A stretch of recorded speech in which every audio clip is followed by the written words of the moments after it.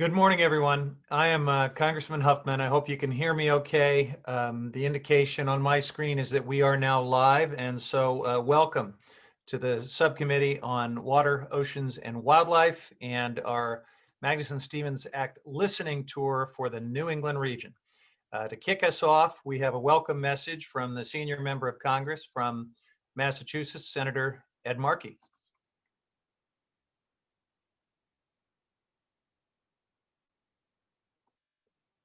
I'm hoping that that plays momentarily.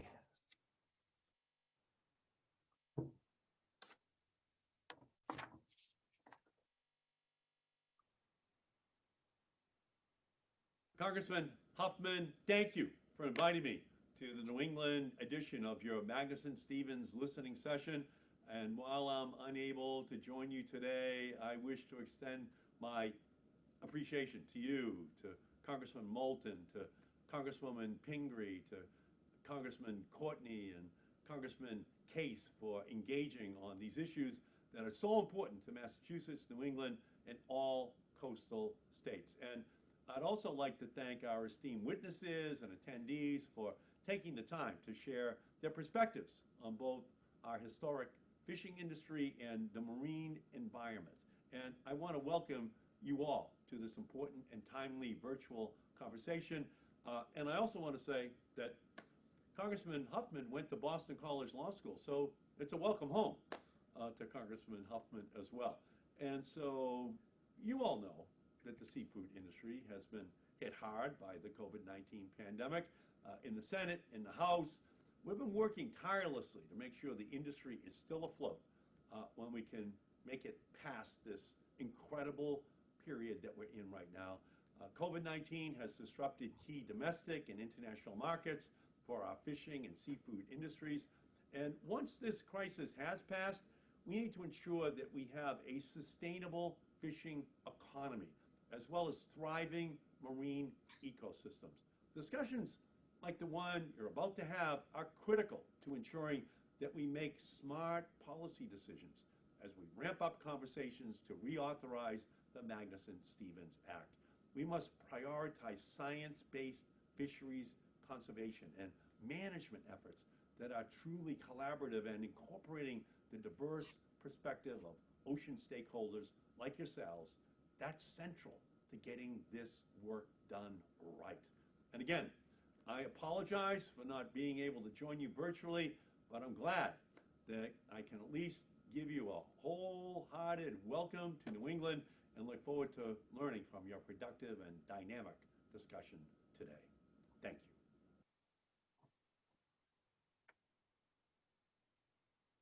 Well, thank you, Senator Markey. It's great to see you virtually. It is true, I went to Boston College Law School, and so did Senator Markey. So we are two of a handful of BC law grads, and very proud of that, and enjoyed the time I spent in New England as a law student. Really grateful to all of you for joining me today for this listening session, and especially grateful for your flexibility. We have obviously had to adapt to this COVID reality. I'm sorry that we can't gather together in person in New England. I was really looking forward to that as part of this listening tour. But we are going to have a great conversation online together, and I thank you for being part of that. Really grateful that several of my colleagues from the region are joining us today. So Congresswoman Pingree from Maine, Congressman Moulton, Congressman Courtney, and I know Congressman Keating is joining us as well. And then you'll also see in his flamboyant Hawaiian shirt, Congressman Ed Case from Hawaii. He has been the most engaged member of the Natural Resources Committee on these issues. He's been my wingman in these listening sessions, and I'm just really grateful for his interest and his expertise on this subject. So this is the first listening session that we've had virtually. And it is really important. I mean, I wanted to believe the pandemic would end soon and we could get back to in-person listening sessions, but we have decided that this conversation is too important to keep waiting for the pandemic to go away. And so it really is important that we find ways to keep moving forward. That's what we're doing today. We know the pandemic has had some terrible effects not just on the entire country, but on the fishing industry specifically. Significant economic losses have forced all sorts of tough choices and adaptations, new models of doing business. In addition to the economic hardship, we know fishermen and folks that make their living on the water face special health risks from the coronavirus because of the nature of their work. And so with their health and livelihoods on the line, I think it's important that we appreciate that our fishers and others that are in the seafood business are performing essential duties as part of our food system. The CARES Act provided some important relief funding for the fishing industry, but I think most of my colleagues would agree that Congress can and should be doing more to help. And we are working on providing some additional means of support. I know everyone is dealing with a lot right now. And so I really want to thank you in this difficult time for joining us today to give your input as we navigate these immediate hurdles before us with the pandemic. When it comes to fisheries management, we also have to steer for the horizon and think about the long term. So that's what we're trying to do today. This is the 8th stop on my Magnuson-Stevens listening tour, and I have found these sessions incredibly valuable. It's a chance to hear from a really wide range of stakeholders, to get a handle for the regional perspective on all of these issues. And also, my goal from the beginning has been to try to reset this conversation on federal marine fisheries management, hopefully take some of the politics out of it, certainly the partisan politics, and just talk about what's working, what's not working, how can we anticipate challenges that we know are coming at us, and how can we come together and reauthorize the Magnuson Act in a really thoughtful and responsible way. So New England is a really important place to have this conversation, obviously. It is the original U.S. fishing industry in New England. It's also, in addition to the deepest roots in fishing, it's an incredibly important part of our economy. And so I want to thank you all for your contributions. I know that we've got our country's most valuable port and from in this region, and from down East Maine to Connecticut, some of the country's most iconic fisheries. Commercial and recreational fishing in the region supports over 150,000 jobs, contributes over $13 billion in sales each year to our economy. So that's a big deal. As you all know, we're here to talk about this federal statute, the Magnuson-Stevens Act, and with a focus on the New England fishery management region. There's always a lot that we could talk about when we bring together fisheries experts and folks from the industry. Some of it might not be in the jurisdiction of the Congress or our subcommittee or the Magnuson-Stevens Act. So to the extent we can, I want to encourage folks to try to stay focused on the things within the four corners of the Magnuson Act. Now, there will be peripheral connections to other things, and that's okay. But to the extent we can, we want to maintain that focus. I think the Magnuson Act has been a success story. I think it is proof that an emphasis on science and sustainability works. And through its science-based catch limits and rebuilding requirements and other important conservation and management standards, we have done a great job in the United States of reducing overfishing. In fact, a record number of stocks have been rebuilt.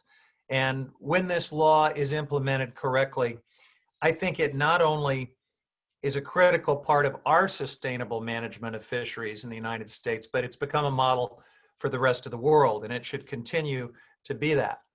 Now, nothing is perfect, of course. And so I want to invite conversation about things that need to be improved, need to be modernized, could work better within the Magnuson Act framework. And I know we'll have a chance to talk about all sorts of issues that should be part of that conversation, including climate change.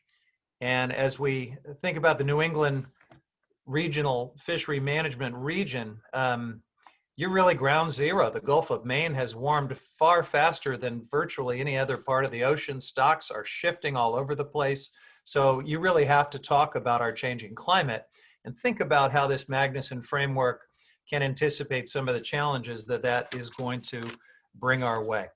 Thankfully, we've got an amazing panel to help inform that conversation. And I won't do extensive introductions of each panelist in the interest of time and covering as much ground as we can. I will defer folks to just read the bios, but this is an incredibly qualified and expert panel that we're going to hear from today, and I really look forward to that. So just a quick note about how things will go. We're going to start by inviting my colleagues in Congress to give some brief opening thoughts. Then we will go to our expert panelists, and we got a pretty large group. And so I want to remind our speakers to please keep their remarks to 5 minutes so that we have enough time for a robust discussion after your remarks. And then we will close the event with an opportunity for some public comment. Now, please continue to be flexible. We're on this Zoom platform, and we'll be getting public comment on Facebook Live. My staff will be pulling those things and sending them to me. I hope it all comes together and works seamlessly, but you know how technology is. But we really do want to incorporate your questions and thoughts through those Facebook Live comments that you will be making as we go along. If we can't get to you though, let me invite you to visit my website, huffman.house.gov/MSA. And that's where we have set up a portal to receive your comments if you want to say something and make it part of the record of these proceedings. With that, I'm going to turn to my outstanding colleagues from the New England region, ask them for their remarks, and then we'll kick it over to our panelists. Let's begin in the far north of the region with Congresswoman Shelley Pingree of Maine. Well, thank you very much, Jared, Representative Huffman. Thank you for spending so much time working on this really important piece of legislation and listening to people from all over the country. Thank you to my other colleagues. It's great to see you all on Zoom, and I really appreciate, coming from a fishing state, how important it is to have colleagues who weigh in on these issues and care about these issues. So I'm grateful for your time. Also to all the wonderful participants. I know there's some from Maine and some from other parts of New England, and I'm really here to listen to all of you speak. So thank you for taking your time. We're so sorry you couldn't come to Maine directly, Jared, but we will make sure we get you some lobster or some fresh Maine oysters or something just to, soften the blow. But just a couple things about Maine that I think they really go without saying, and you've mentioned a couple. I mean, fishing is such a huge part of our heritage. It's about our history. It's about our coastal communities, our economy. We have about 40,000 people in the fishing industry. It just engages an awful lot of people, but it also means a lot to sort of who we are, why people come to visit here, why they live here.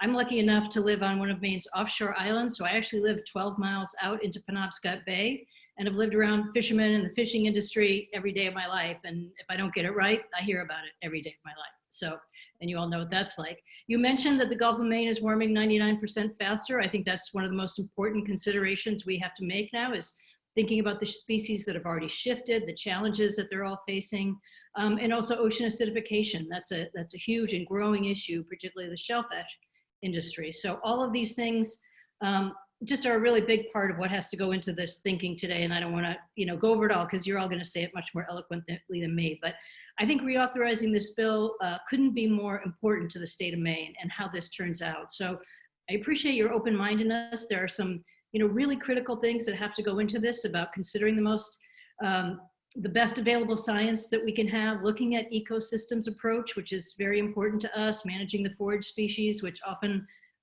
don't get enough focus, and managing some of the species that we have lost, that we need to have come back, rebuilding them. And more than anything else, the way we look at it in Maine is making sure that we have consideration for our communities, our small boat fishermen, our young people coming into the fisheries. This is our future here, and how they engage in the fisheries and how we structure it to let them participate is really important. So thank you, everybody. I'm really looking forward to hearing from all of you. And thanks so much for setting this up. I'm grateful to be here. Thank you, Congresswoman Pingree, and thanks for your leadership, especially on working waterfronts. We could manage our fisheries at a state of perfection, but if we lose all of the land side infrastructure, it's going to be really hard for folks to make a living on the water. And you've done a great job of reminding us of that and putting forward some good ideas on how we can hang on to those working waterfronts. Joe Courtney from Connecticut, Welcome, Congressman Courtney. Hey, Jared, thank you for the invitation to join you. We've talked about this a number of times, and your effort to do these listening sessions, I think is, can you hear me okay? Yeah. Okay, sorry, there was a thing flashing. Really, I think is probably the only pathway to really get enactment of reauthorization. And, you know, it's tough stuff, but I really salute you and Congressman Case for putting in the work to try and get this done. Again, Connecticut, which again is one of the heritage fishing areas, Long Island Sound, Rhode Island. We all heard about calamari a couple of weeks ago in the Democratic National Convention. Again, we used to have abundant lobster, and that's almost vanished because of the sea change and temperature rise that you described earlier. And I think, you know, briefly, if I had to sort of share one perspective in terms of southern New England, is that the you know, what's happening out there in terms of species migration and the shift that's happening in terms of mid-Atlantic species moving up into our region, you know, sea bass, scup, summer flounder, which again really have never been part of the New England Council sort of jurisdiction. We're seeing boats from the mid-Atlantic region who again are, because of their quota position, are out there heavily fishing, and our fleet really is pretty much handcuffed in terms of being able to participate. So at the end of the day, you know, I think that's sort of the issue that I hear the most about. And secondly, what I would say, and Senator Markey referred to this, and so did Chelly, which is that, you know, making sure that we have a system that does the best job possible in terms of data collection and monitoring is critical. And part of what I see as the problem is that, and we are all passionate supporters of NOAA, is that with the shrinking fleet size of NOAA, for our region, we have one basically NOAA workhorse, which is the Henry Bigelow, and it covers from Maine to much further south, North Carolina. Just a couple days ago, NOAA announced that it was going into dry dock, and as a result, the fall ecosystem survey is being canceled. And you know, if you look at the projections, again, I co-chair the shipbuilding caucus, I think, as you know, you know, the fleet size of NOAA is going to continue to shrink in the 2020s, and we've got to come up with a better system that, you know, basically uses the force multiplier to collect data out there. And I think the system that's being used on the West Coast, particularly up in Alaska, to collaborate with industry partners, again, with safeguards to make sure that NOAA scientists and the right kind of netting is being used, is really in my opinion, the only model that's going to work, so that we can continue to have, you know, time-sensitive, accurate data, so that we get it right in terms of making sure that we have a system that's fair and workable in accordance with the goals of Magnus and Stevens. So Megan Lapp will be testifying later in this event to talk about some ideas about ways that we can do that. In the meantime, again, I you know, it's not part of this jurisdiction, but we've really got to do something about strengthening NOAA's budget and getting their shipbuilding program, you know, much more robust, so that we can, for, you know, all of America's waters, have the kind of technology out there to do it right. And I'll yield there. Thank you again for organizing this.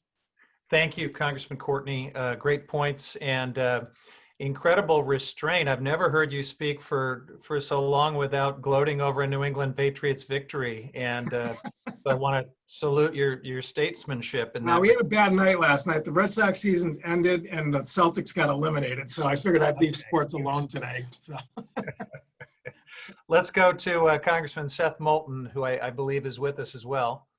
Jared, thank you very much for having us on. It's really great to be here. And, you know, I want to really start by seconding what Joe just said, because so much of this is about just having the right data. You know, you can't look at the NOAA regulations and say they've been successful when the stocks have gone up and down so dramatically. And there's a lot of blame thrown at the fishermen when you get right down to it. The fishermen are just doing what NOAA tells them to do. So clearly we have to improve the data. That's why up here in Gloucester, we set up the cod task force. Obviously cod is the iconic New England fish, and it's the primary breadwinner here in Gloucester. And it's a collaboration between fishermen, scientists, and environmentalists to just truly improve the data collection. I remember when I was first elected, you know, everyone said, Seth, you got a choice to make. Are you going to be with the environmentalists or with the fishermen? And you can tell, you know, which, you know, we've got a senator with each, right? But what I said is, look, this shouldn't be a choice. We all want the same thing. We want a sustainable fishery. You go down and talk to the fishermen. They're great stewards of the fishery because they know they rely on it. They don't want this to be their last year. In so many ways, the fishing industry's interests and the environmentalist interests are actually aligned as long as you can agree on the right science. So I don't know if Vito has joined yet, but he is good. He's trying to get on. I know he's had some tech issues from Northeast Fisheries, from Gloucester. You know, generational fisherman who has just grabbed the bull by the horns and been a key partner, really a leader of this task force. And the report that they've produced, the work that they've done, is really going to help us get where we need to go with the right science. Because if we can just agree with the science, if we can just agree on the science and how to get the right data, then we're going to be much better off. So Vito from the Northeast Seafood Coalition, if he's not on yet, will be joining soon, and we'll hopefully speak a little bit more to some of the specific recommendations that are coming out of the task force report. And I also just want to mention that I've weighed in on the ongoing Amendment 23 process as development of that regulation, you know, will continue to run alongside the MSA reauthorization. And I think it's vital that the amendment uses both independent and dependent fishery data to bridge the gap between the trawl surveys and what fishermen observe on the water. We've all heard the stories of how different they are. I mean, look, they're not making this stuff up, folks. There are some real discrepancies out there. There are some real problems with the data collection as NOAA is doing it today. And it's in everybody's interest to get that right. So that's what we're working on. And Mr. Chairman, thank you very much for helping us with that. We all wish we were meeting in Gloucester. We'd have a much better lunch than we're all having in our disparate places today. But this listening session is so important, and we're really glad to be a part of it. So thank you. Thank you, Seth. Thanks for your leadership. The only good thing about meeting virtually instead of in person is in person was going to force a terrible choice between all of these wonderful New England communities that wanted to host us for the listening session. So I guess this way, you know, everybody is treated equally. But let's go down to Cape Cod and welcome our friend, Congressman Bill Keating. Well, thank you, Jared. Thank you for holding this. And it's a good segue because I know in all of New England where you would have come to host this session. It would have been in my district, maybe Nantucket, Martha's Vineyard, or the Cape, or New Bedford. You know, all areas diverse fishing, and certainly really hard hit. New Bedford is the largest per dollar yield fishing port in the country. And, you know, it's interesting in my district, you get a great variance. You get the hook fishermen on the Cape, the islands, you get, the drag fishermen, ground fishermen in New Bedford. You have all the different species that are here as well. But the COVID-19, having the meeting now and having this even virtually is so important because COVID-19 is important in its impact and what we're all going through. And number two, it's also the canary in the coal mine for what's going to come in other areas if we're not making preparations with a crisis heading our way. I've seen our biggest industry, as I think a lot of our colleagues that are on this call, because of the nature of having coastal districts, they're great tourism and hospitality centers as well. And this really showed the fragile underbelly of how this affects the fishing industry, because with restaurants closing, events being canceled, we really see the economic chain being broken, and it's caused enormous pain to the fishing industry all through the country. we've worked, as many of you have, and I worked with my New England colleagues on commodity procurement program and getting that going to try and stave off this crisis, at least mitigate it somewhat.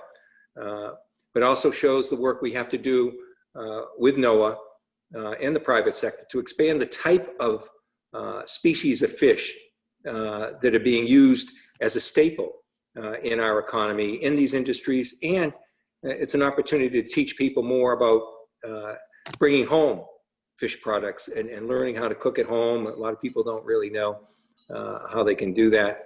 And that's something we can do to help the market share, expand. Despite everything we've done with the purchasing, and we just in the last few days, a New Bedford company took advantage of the procurement program for $4.6 million worth of purchasing. So it's working. It continues to work. But in terms of the canary in the coal mine, climate change is here, and it's happening, and it's a crisis. And it's probably a crisis that'll be longer term to deal with than COVID-19 will be in terms of our economy. And that's why it's important.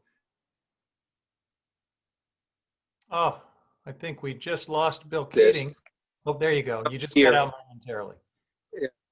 It's important to have sessions like this to be able to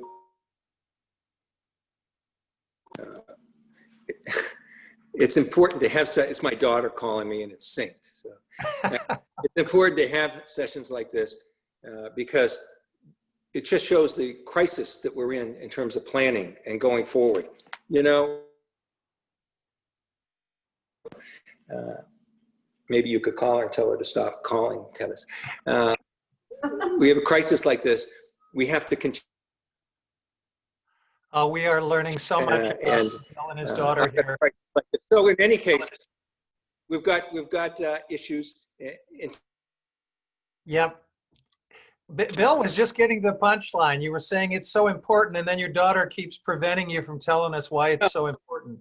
Stop, I already did. The issue is this, that we're staving off so many different crises with the potential for oil and gas exploration off our coast, dumping of plutonium, things that we're seeing in terms of pollution that we create ourselves, as well as the climate change that we, all are facing. So we're all going to work together. It's important, Jared, to have this. And I know this, we have to deal with these issues for our fishermen, but we also, and this is the segue to all my daughter's interruptions, have to prepare for the next generation. Amen. Because evidently that generation can't wait for anything. They're restless. They're demanding. They demand immediate attention. So I'll go back, but thank everyone for being here. Thanks, Jared, for hosting this. It's really important. All right. Hey, thanks so much, Bill. And on the theme of flexibility and technical challenges, I need to give everyone a heads up that here in Northern California, we've got some terrible wildfires burning, and it is possible that I may go dark, just like Bill Keating did momentarily, because PG&E has rolling blackouts to try to address the crisis that we're navigating on these wildfires. So if that happens, you will know why. I'll hope my connection maintains, though. So, Congressman Case, did you have any opening thoughts before we dive into the panel? Thanks so much, Chair, and my fellow colleagues and participants today. Aloha from the Pacific, the Western Pacific, which is a vast swath of the Pacific Ocean from Hawaii all the way out to Guam and CNMI and Samoa, a major fishery management area in and of its own right. And I appreciate the opportunity to just join you here today. I would pass along a couple of things. First of all, like Chair Huffman, I have my own history in New England. I went to Williams College, so I have 4 years there. And notably in going to Williams College was the day that I arrived at the eastern side of Massachusetts and encountered the Atlantic Ocean for the first time. And that was a shock, literally and figuratively. I thought I could go in there and do some body surfing, and I did for about 5 minutes, but after that it was getting out and going on to something else. I agree with Chair Huffman. Magnuson-Stevens has been a success, but it like any great law, needs to be updated. It needs to go with the times. The areas that have not worked need to be fixed. And from my perspective, what's been really fascinating is to listen in on on a number of these, in addition to co-hosting with Chair Huffman, the one in the Western Pacific, and listen to common themes throughout the fishery management areas, but also individual issues. And I think that one of the challenges that we have to get right here is where there are parts of the Magnuson-Stevens Act that need to be updated across the board.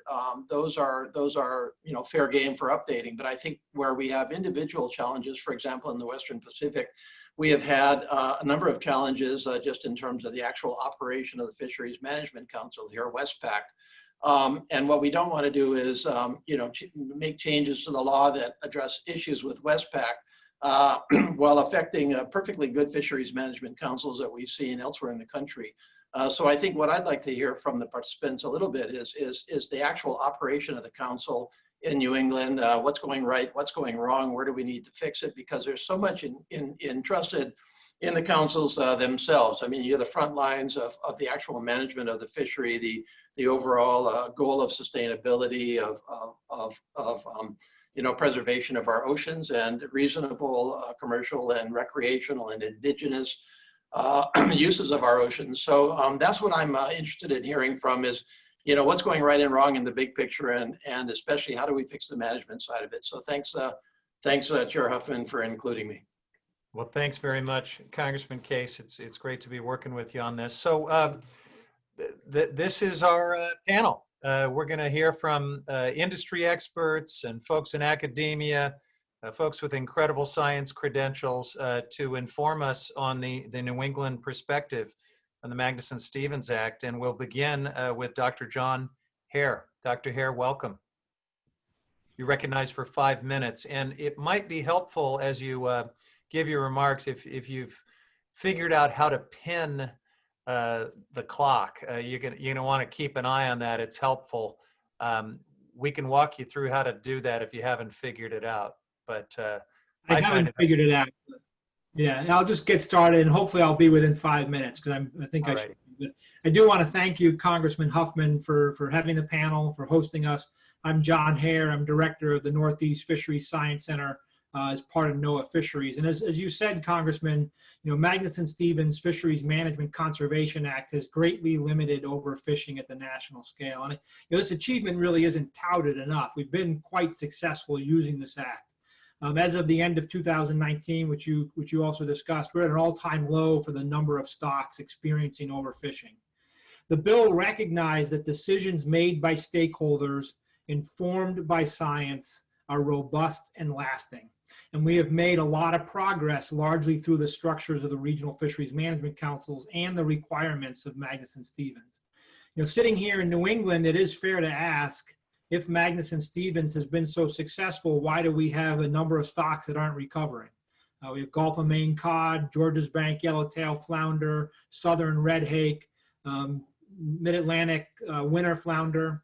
And I think we're sort of realizing that we're at a time in the United States, the era of fishing being the dominant factor driving stock dynamics has ended largely as a result of Magnuson-Stevens. And we're now in a time where fishing is one of multiple factors affecting stock dynamics.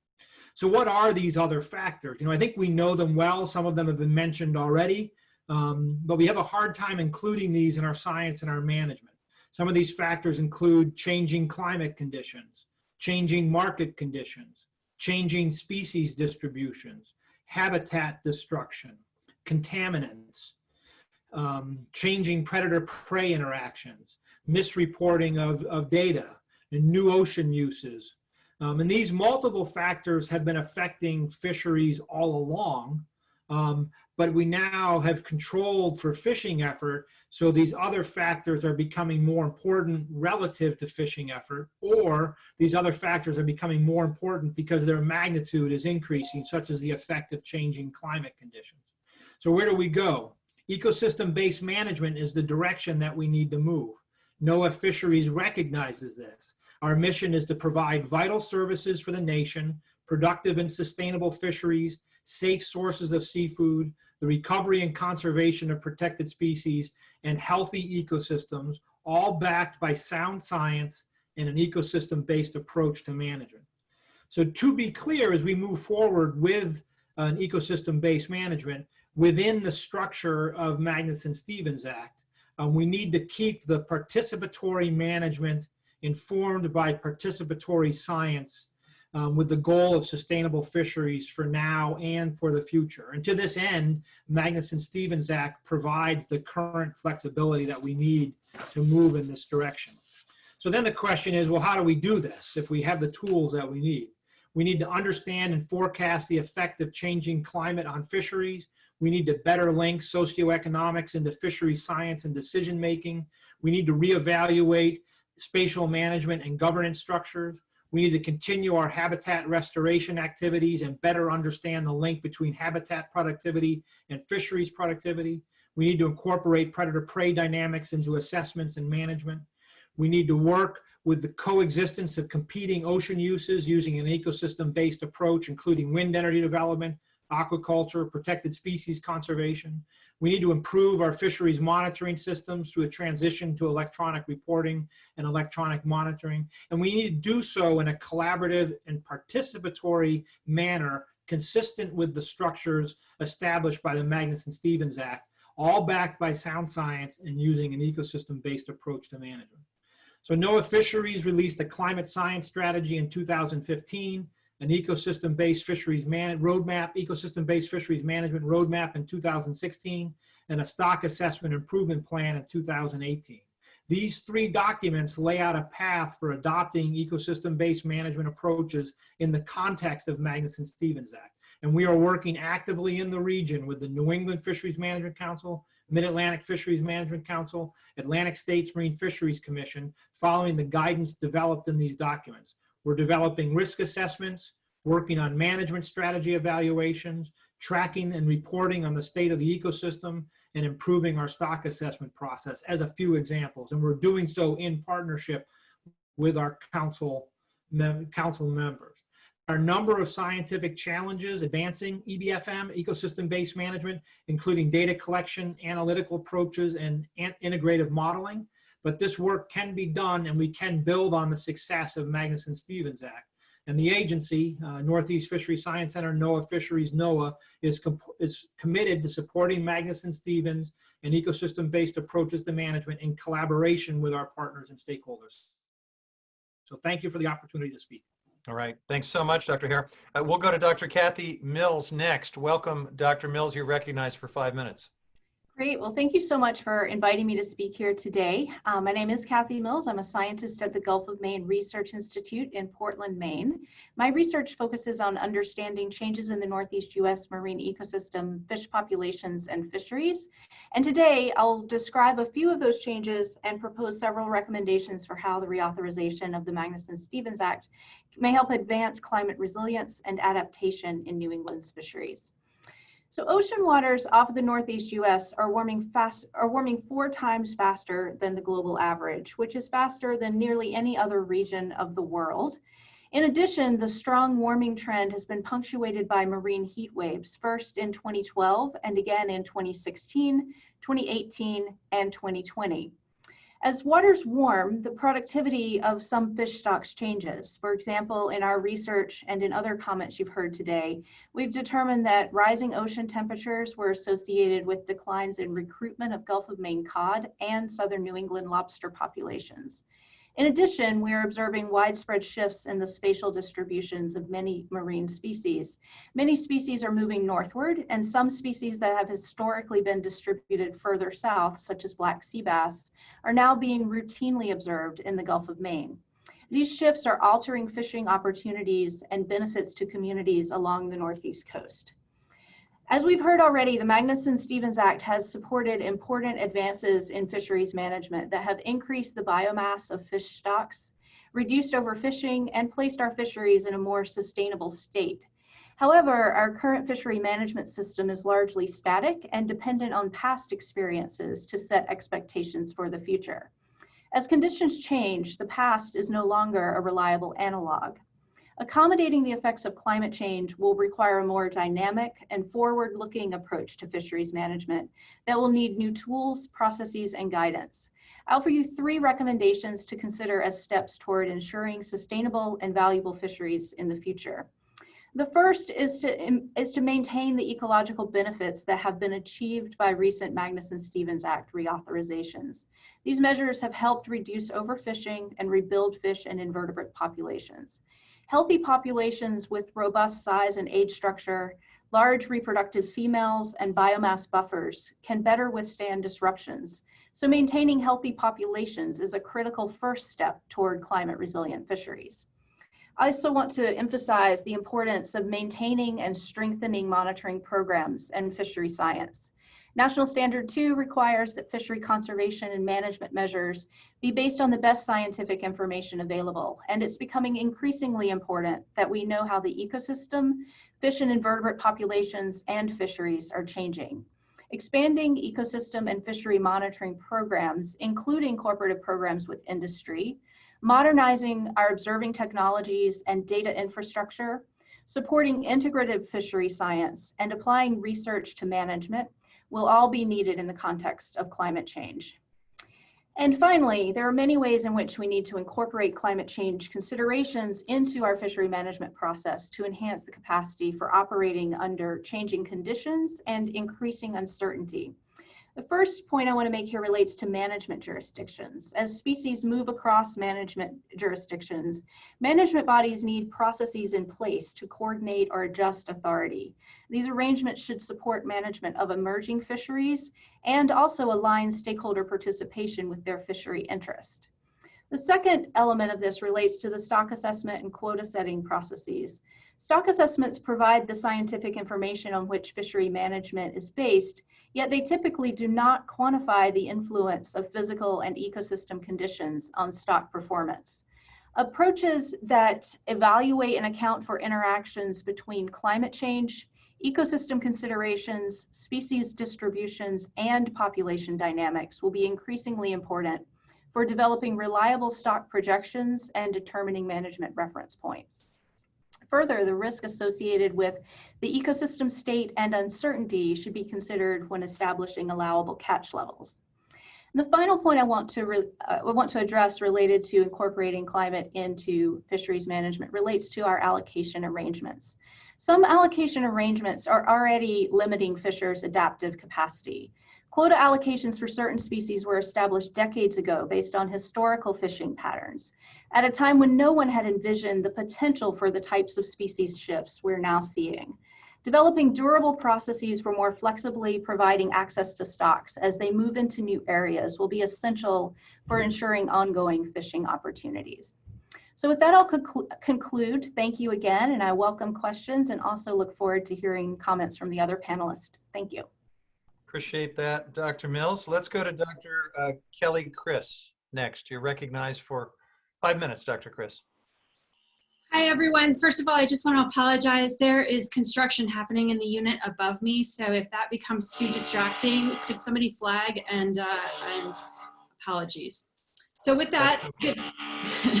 I hear it now. It's either a sawzall or a dental drill. I'm not sure which. But. Okay, well, I apologize. I'll try to speak loudly. Good afternoon. Thank you, Congressman Huffman, for inviting the New England Aquarium to participate in this important discussion about the Magnuson-Stevens Act. I'm Dr. Kelly Chris, and I'm the Aquarium's Director of Ocean Policy. The Aquarium's mission is to protect the blue planet, and to that end, we conduct scientific research to understand the ocean's wildlife and conserve it for future generations. We educate and inspire people about the wonders of the ocean and the life it supports, and we share this information with decision makers to help them make policies and regulations that are grounded in science. We also work on behalf of a healthy ocean capable of balancing the needs of both the human communities that depend on it with those of a vibrant ecosystem too often impacted negatively by the industrialization of the ocean. This country's bedrock environmental laws provide the framework for us to achieve that balance, which is why the Aquarium supports the Magnuson-Stevens Act and recognizes the successes achieved across the United States in rebuilding stocks and reducing overfishing. We also acknowledge that New England's fisheries have not recovered to the same extent as some of the other regions. We've already heard today that New England is on the front line of a rapidly changing ocean that is altering our fisheries and forcing us to adapt. The aquarium firmly believes that a healthy ocean is part of the solution to climate change, and that sustainable fisheries are a key component of not only a resilient ocean, but also a low carbon source of protein for billions of people. Based on these realities, we feel strongly that New England must respond definitively to these challenges by implementing the Magnuson-Stevens Act to its full extent. The aquarium recommends that any changes made to the Magnuson-Stevens Act should be to strengthen it rather than weaken it. Should a reauthorization be undertaken, the aquarium offers the following refinements for Congress's consideration. First, because the Magnuson-Stevens Act is grounded in science, the aquarium recommends that the resources and effort to support rigorous scientific research be proportional with the rate of change we are currently experiencing and anticipate in the future. Proactive management, as opposed to reactive management, of our fisheries requires an investment in ongoing scientific research to address the valid questions about where the fish are, what their distribution and abundance is, and what is happening with recruitment. As a region experiencing rapid changes, scientific research and data will provide resource managers with the information they need to move quickly and make management decisions that help our fisheries become resilient to climate change. As we define what a healthy ocean of the future looks like in the face of climate change, this is something fishermen and scientists can address together through cooperative research. However, over time, the emphasis on and resources available to conduct cooperative research have been reduced. The aquarium would like to see this trend reversed. Furthermore, key programs like the Saltonstall Kennedy Grant Program at NOAA have shifted their focus towards socioeconomic impacts. While important, there are presently limited alternate funding opportunities available to conduct scientific research in support of building and maintaining sustainable fisheries. A commitment to scientific research through enhanced and sustained funding authorizations will help New England better implement the Magnuson-Stevens Act. In addition to funding for current programs, we support authorizing new research and management programs that support NOAA's climate science strategy, provide incentives for cooperative research, and accelerate tools for climate-ready fisheries management. The aquarium's second recommendation is that climate be embedded in all aspects of decision-making and implementation of Magnuson-Stevens in the regions. Again, science-based fisheries management is critical here. Scientists recommend that the most important step managers can take is to ensure that fisheries are well managed to achieve high levels of biomass and genetic diversity. Maintaining and expanding long-term monitoring programs and stock assessments are essential to achieving well-managed fisheries. In addition, climate-ready fisheries require protecting the ecosystem as a whole. Designating appropriate essential fish habitat is one tool, and actively protecting it from fishing gear must be a top priority. Scientific research indicates that this resilience is critical for fisheries and ecosystems to just survive, let alone thrive. The aquarium also supports New England's Omnibus Deep Sea Coral Amendment. While these are important first steps, they are not enough. More needs to be done to protect ecosystems permanently, to build resilience to a rapidly changing ocean. Finally, the New England Aquarium appreciates that Magnuson provides flexibility for different regions of the country to address their own unique issues, and it employs guiding principles rather than prescriptive steps to achieve and manage sustainable fisheries. That said, unequal implementation of the law has resulted in uneven outcomes across the United States. An example of this is management of forage fish across the regions. In a reauthorization, the aquarium supports HR 2236, or the Forage Fish Conservation Act, to manage and conserve forage fish proactively and help them recover from warming waters more effectively.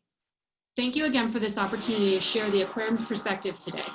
I look forward to hearing from the remaining panelists and to addressing any questions. Thank you. Thank you very much, Dr. Chris. We are now going to go to the first of several fishermen on our panel. So Chris Brown from Rhode Island, the calamari center of the universe. We will go to you next. You're recognized for 5 minutes, sir.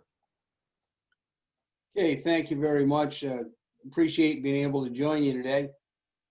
I have been a fisherman for 44 years.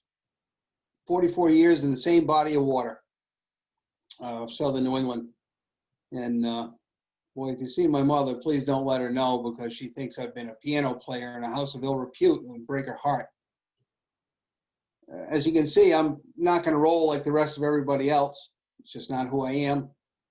I'm going to speak to you from the heart based on my observations, my beliefs. First of all, I am a champion of Magnuson. A couple of years ago, when it was being celebrated on its anniversary, I was asked to speak as an industry representative. I did so.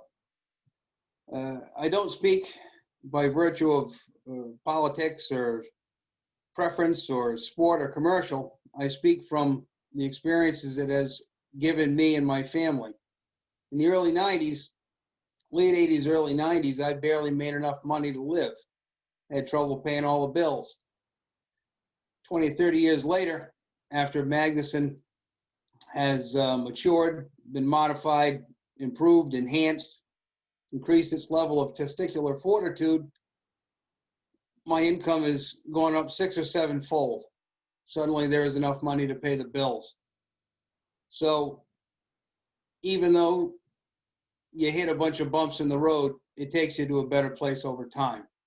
It is only through accountability and discipline that we will achieve these goals. You know, Magnuson is no longer simply a document of the commercial fishing industry. With climate change upon us, with a pandemic, I hope every American remembers what it feels like to go into a grocery store and not find the food you anticipated. These are learning experiences. I have taken a lot from the hard road I have traveled, and I think soft times in America may have muted our survival instincts at times. You know, institutions represent a significant threat to Magnuson. We will not get where we need to with Magnuson simply by managing the daylights out of industry. You know, there are powerful institutions in this country that represent threats to us. The Department of Commerce, BOEM, and from time to time, NOAA forgets its obligation to uphold the letter of the law. These may not be welcome to everyone's ears, but it is the way it is. You know, with the Department of Commerce, economic advance is everything, but that is not the same thing as human progress. As we evolve through these changes in society, in the course of, you know, human times, climate change, pandemics, these are big things that threaten us on a level that we are not accustomed or have not all raptured around. So it's hugely important that food is a driving influence in many of the decisions where it currently has no place. I look at the Pebble Mine, for example. Even though that is not a Magnuson function, it is where we have chosen to allow big business to aggregate wealth and distribute hardship, potentially. One day the mine will run out of gold and copper, but the river will never run out of salmon if we manage it properly. It affords huge opportunities for middle-class America to make a living in a way that it always has. BOEM right now is representing an enormous threat to this industry. You know, on what planet is it okay to facilitate acoustic carpet bombing around the clock by a dozen ships, and then after the fact decide to do an assessment? NOAA has had its lines read to it, I believe, and I don't think has weighed in as much as it should. NOAA is a benefit to us only when it tells us things that we can never know ourselves, or when it is not instructed how to think. It serves no one if it accedes to the dictum of political winds. Science is and has always been our only road to advancement. NOAA, I will not leave them out of this. NOAA from time to time passes out political candy, basically, in the form of access to resources that should be denied. 3 years ago, I sat on a panel, a subcommittee panel, and Representative NOAA, who shall go nameless, well, his initials were Earl Comstock, decided it was a good idea to allow the recreational fishermen access to red snapper at a rate which would have set the stock back 7 years. That comes out of the pockets of people who have already sacrificed to rebuild the stock. So there are a lot of things going on, and we cannot think that we are going to get anywhere good unless we incorporate all of the excellence of all of our agencies into healthy oceans, into vibrant fisheries, into productive stocks. You know, the blue economy has its own idea of appropriate utility of the oceans. You know, the idea that you can simply double the economic output of the EEZ in a 4-year period without there being environmental consequences and long-term ramifications to our food stability is not realistic. So I hope going forward, the value of Magnuson is appreciated by all the citizens of this nation. It's not a fishing document. It is a blueprint for survival. It is how we responsibly manage that which will keep us alive. It is so much more than a way to ensure profitability within the commercial fishery. So with that, I will thank you and give up the rest of my time. Chris, thank you for your thoughts and your wisdom, and thanks specifically for bringing up the Pebble Mine. A long way from Rhode Island in Alaska, but I will digress for just a moment to agree with you. The Bristol Bay watershed and that salmon stronghold is unlike anything else on the planet. And the idea of building the world's largest mine of its kind right in the middle of that watershed should have been a non-starter. The fact that it got as far as it did is a function of NOAA not doing its job to protect fisheries and essential fish habitat under Magnuson not having any teeth in it. So I think we can learn a lot from that example, and I very much appreciate you bringing it up. Let's go to another fisherman. Seth Moulton was singing your praises a little while ago, in case you hadn't yet joined us, but hopefully Vito Gigoloni has joined us by now. Vito, welcome. You're recognized for 5 minutes. Thank you very much, Mr. Congressman, and everyone for this opportunity. Yeah, I went to the office and found that the whole internet service was down, and I was kind of in rough shape and scrambling to get to the other side of town. And with all the traffic, it was pretty hectic there, but we're good to go. Great, and I'm glad you made it work. Welcome. So I'm Vito Gigoloni. I'm a commercial fisherman, started in 1977. Got out of the business in 87. We did have a downturn. As Chris Brown had mentioned and others, the Magnuson has come a long way and actually given us a good platform for ensuring accountability in fisheries and trying to avoid a lot of the boom bust that was a direct result of overfishing, right? And not being able to control the pressure. I think in summary, we've gone too far in the other direction and sort of lost our way a little bit on some of it, but and I'll explain that further. I got back into the business in 2000, and a group called the Northeast Seafood Coalition formed in 2001. I joined on to sort of help the group and ended up being the sort of volunteer policy director. We were involved in every amendment, every framework that's happened in the fishery since 2001. We actually developed the alternative that was ultimately selected for a really serious amendment that got rid of a lot of latent effort and really put a lot of restrictions on the fishery. And, you know, we were one of the authors of that. So what we found to be a reoccurring problem in our fishery is a real big disconnect between, you know, the availability of what fishermen see on the water of a lot of these stocks, literally no change downward. In fact, big ticks upward, many of them historically large availabilities. And then the very same stocks seem to plummet in the stock assessments. And that disconnect has been a serious problem. Upon further review, we found that the fishery dependent data was not used in a way to inform the biomass. It's only used in a way to inform the removals. And, you know, it's understandable that it's tough to standardize commercial data, but we do need to recognize that it's sort of a schizophrenic approach to how we look at numerators and denominators. And the denominator is the biomass. Instead, we become fixated on understanding the numerator without any concern that maybe we're off by an order of magnitude in the biomass. And, you know, you may hear these drums beats from a lot of different fishermen. You know, I believe we've become a lot more sophisticated than just saying, hey, don't restrict me. But we do find that there is a big disconnect between the use of the fishery dependent data and the biomass, and we're gonna need to do that sooner than later.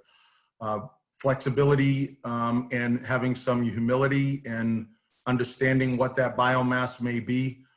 We've always favored a mortality-based fishing, you know, fishing mortality-based rebuilding programs where we constantly chase the overfishing, make sure that we prevent overfishing with, you know, with plenty of buffers, and we have that fixed in to our system now.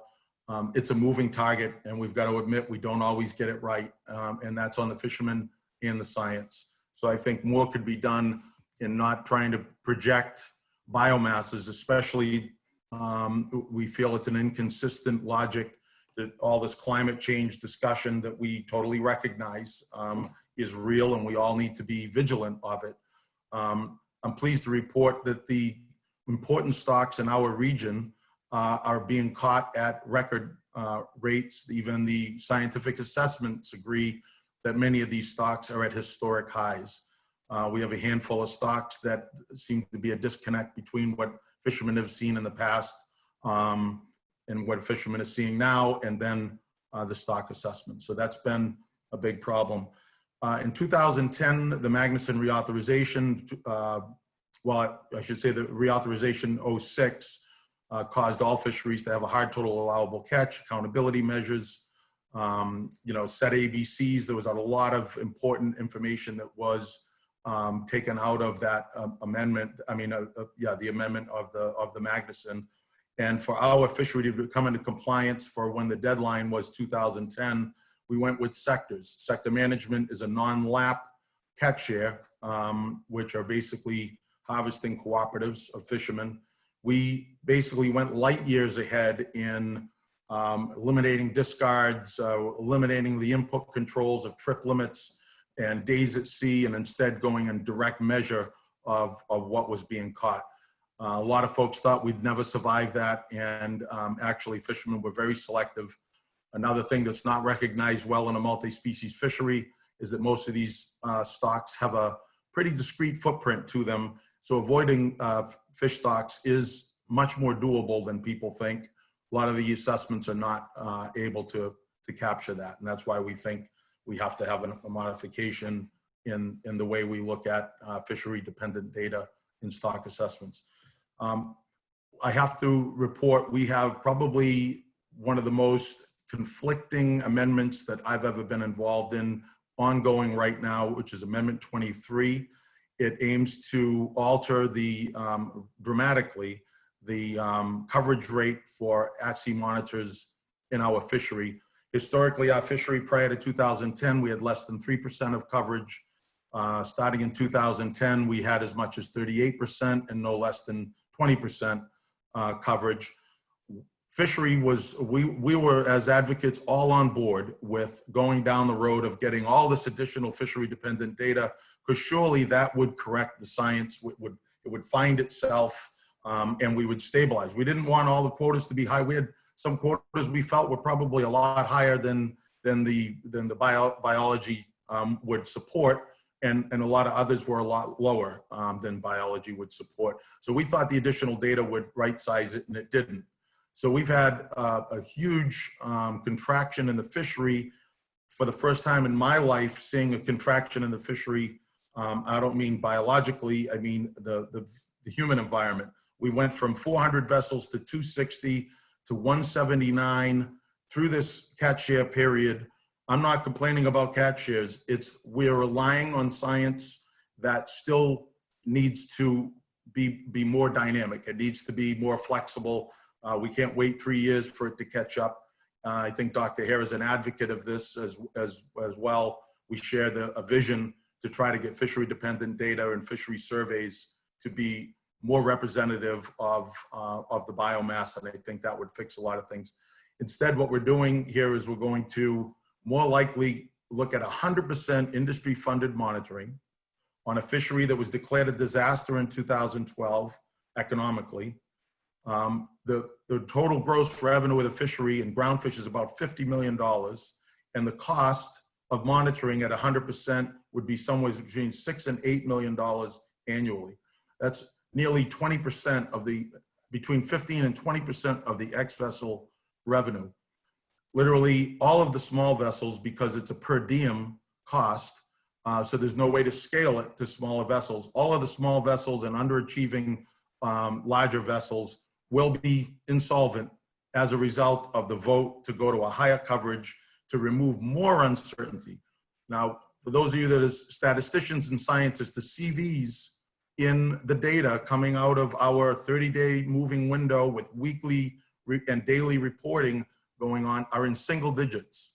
We have a target of CV 30, which is the SBRM, and we've achieved less than 10 on average on every stock, looking at them in isolation, even though SBRM requires it at the fishery level.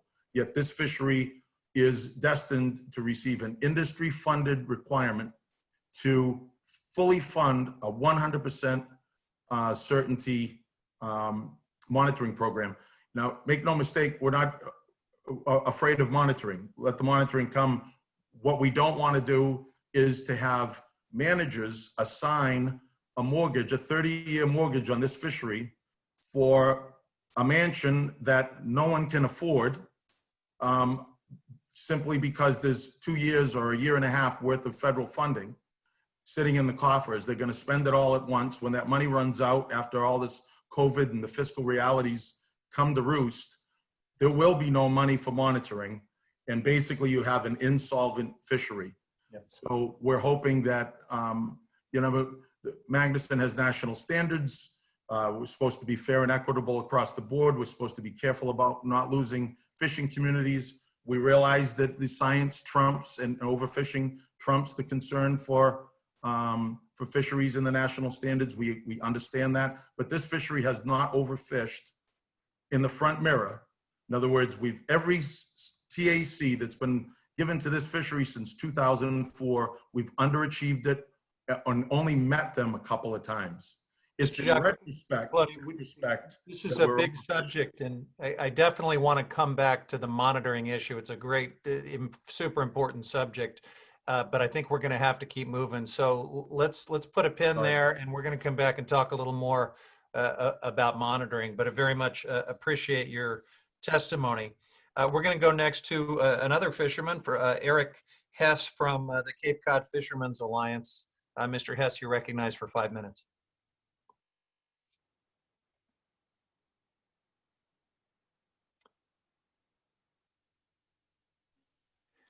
There you go. How's that? Can you hear me now? Yeah, Good. Yeah, you sound great. Yeah, I also want to say how much I appreciate the opportunity to do this. It raises the possibility for me as a lifelong fisherman to vent a little bit.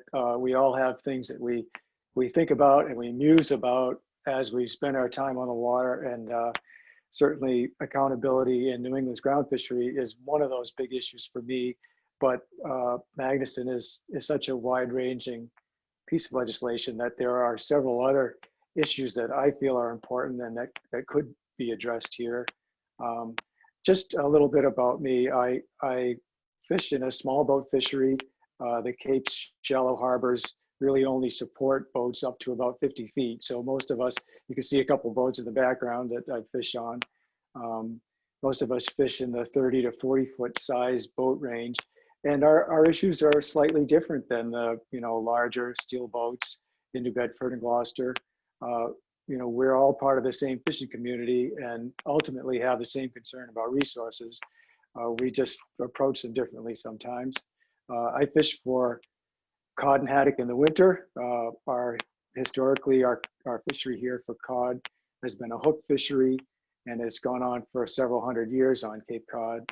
I fish for bluefin tuna in the summer, and now dogfish in the fall, since they've sort of taken over the ecosystem where codfish used to reside. There are three issues that I really want to address here in my comments. The first is the accountability issue.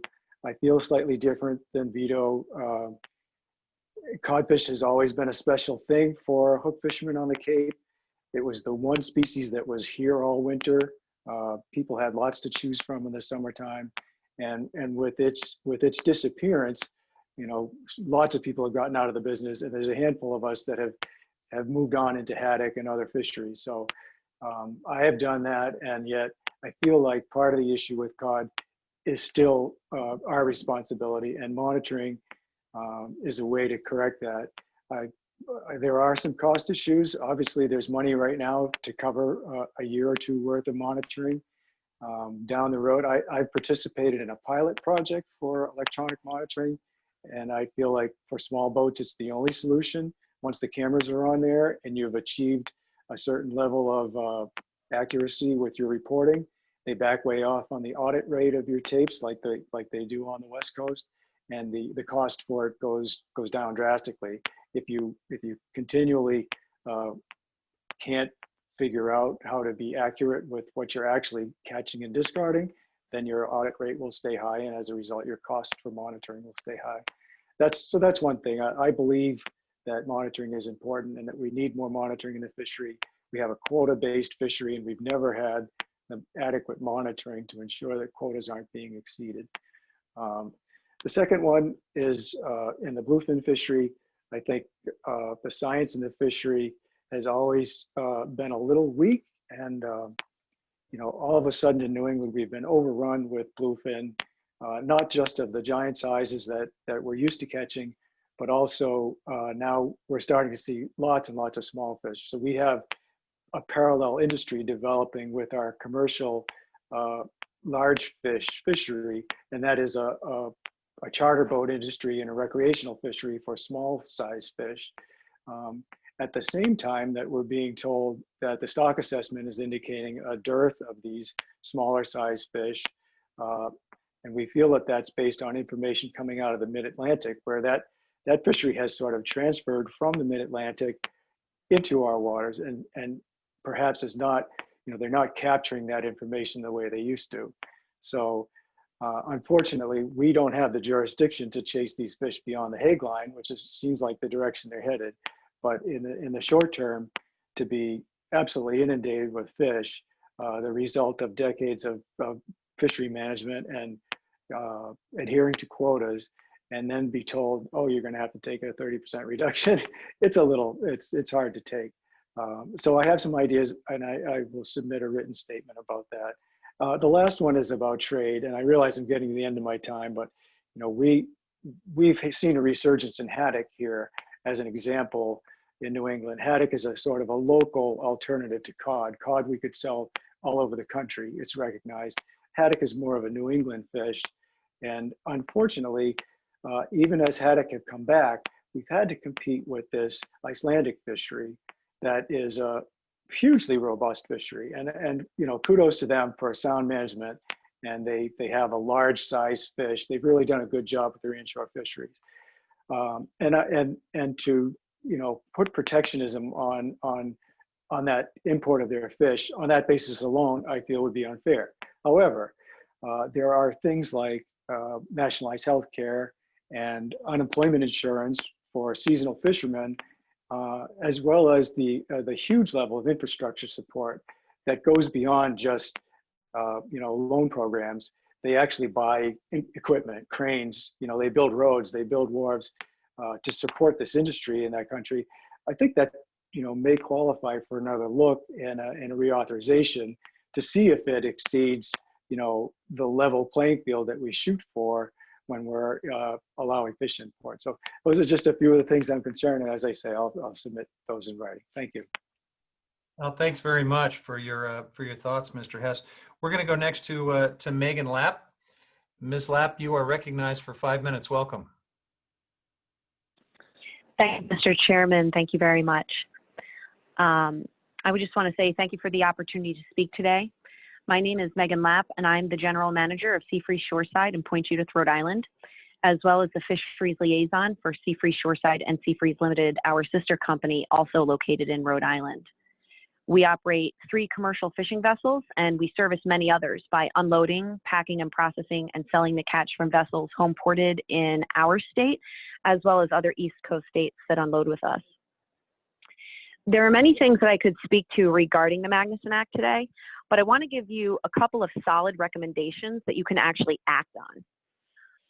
The most important point I would make is that the Act requires reform and more flexibility to account for the needs of fishing communities in our nation. A 2014 George Mason University study actually showed fishing as the 7th most regulated industry in the nation, more so than oil and gas extraction and more so than pharmaceutical manufacturing. It's kind of actually crazy when you think about it. A lack of flexibility and common sense has made it increasingly difficult for the U.S. fishing industry to compete with cheap foreign imports from countries with little or no fisheries regulation, which is not only bad for U.S. fishing communities, but it's also bad for the global marine environment. Without ensuring sustainable U.S. fishing communities, the benefits of sustainably managing the resources go unrealized. Sustainable management from the resource has to go hand in hand with ensuring sustainable fishing communities in order to provide that food resource to the American public. Otherwise, the nation doesn't benefit from the management of the resource. And sustainability of fishing communities has to be a greater focal point of Magnuson, because if that is not explicit in the law, regulators cannot always give it the priority that it requires when making their management decisions. Ensuring sustainability and health of the commercial fishing industry in the language of the law and elevating it in a legal priority is a key change that Magnuson reauthorization should include. That's the first recommendation that I would make. And moving on to the second, something that's been discussed today at length are ecosystem changes and climate change. It's a well-discussed topic in fisheries. The ocean is an ever-changing environment. You have clearly documented cycles over long periods of time. There's interannual variability, and there are also climate change impacts, all of which work simultaneously. Most of the time, climate change is spoken of with a negative connotation, but some species in our region are actually scientifically projected to be climate change winners, some of which we're actually watching play out in real time in our fisheries. But if there's not the scientific or management flexibility to respond to this biological production, it gets wasted from a food production perspective and a fishing community perspective. And as has been stated previously by previous speakers, one of the necessary components for responding to and taking advantage of ecosystem production, in addition to regulatory flexibility, is good scientific data collection to support management. And in my experience, this data collection should come from collaborative science with the fishing industry itself. On the East Coast, we don't have too much of that compared with our West Coast colleagues. Currently, we only have one coastwide scientific fisheries research survey, the NEMAP survey, which is conducted on board industry vessels. And it's actually the only coastwide fishery survey running this fall in our region. As the NOAA research vessel fleet continues to age and experience vessel problems, which we've seen over the past few years with the NOAA research vessel Bigelow, the primary vessel used in our fisheries surveys for the Northeast, it's really an opportunity to start transitioning to collaborative surveys. And as Congressman Courtney mentioned previously, I had worked with him to advocate for collaborative regional surveys in an amendment to the last Magnuson reauthorization bill. And I think that that language is really important to include in any future bills, because I think it's going to be really beneficial for the Northeast region. So kind of in contrast, in Alaska, their groundfish surveys are run completely on industry vessels with scientists on board, the same as how NEMAP essentially is run. And on these surveys, scientific protocols are followed to ensure the integrity of data, but the combination of industry expertise in vessel operation combined with the scientific expertise of the onboard scientists, it's a combination that yields solid results because you're combining expertise from both parties. It yields trust between the industry and the scientific community, which is something that has been really lacking in our region. And it allows fishing communities to participate in what's really their future. The approach of NEMAP has been praised by the New England Fishery Management Council, the Mid-Atlantic Fishery Management Council, the Atlantic States Marine Fisheries Commission, and it's really an approach that I believe we need to expand and develop in our region. New England Council leadership has actually expressed in the past a desire to expand NEMAP into the Gulf of Maine region, which hasn't been done, but it could potentially be. Moving forward with collaborative surveys may also need to include additional appropriations due to the way that survey funds are allocated within NOAA. Survey funds typically go to the NOAA core budget as a vessel cost, not to National Marine Fisheries Service budget as a survey cost. So that may need to be changed or coupled with appropriations language to direct specific funding for collaborative surveys. Flexibility to include a collaborative scientific approach with the fishing industry and flexibility in management to incorporate this data into the scientific process as best available science is really important, and I believe that should be incorporated into any Magnuson reauthorization. Adopting Congressman Courtney's amendment language regarding the creation and transition to collaborative surveys, combined with any necessary corresponding appropriations language, is the other solid recommendation that I think could help us improve upon the current Magnuson Act.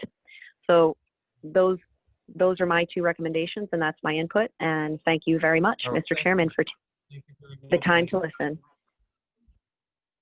We appreciate it very much. We're going to now go up to Maine and hear from Ben Martens.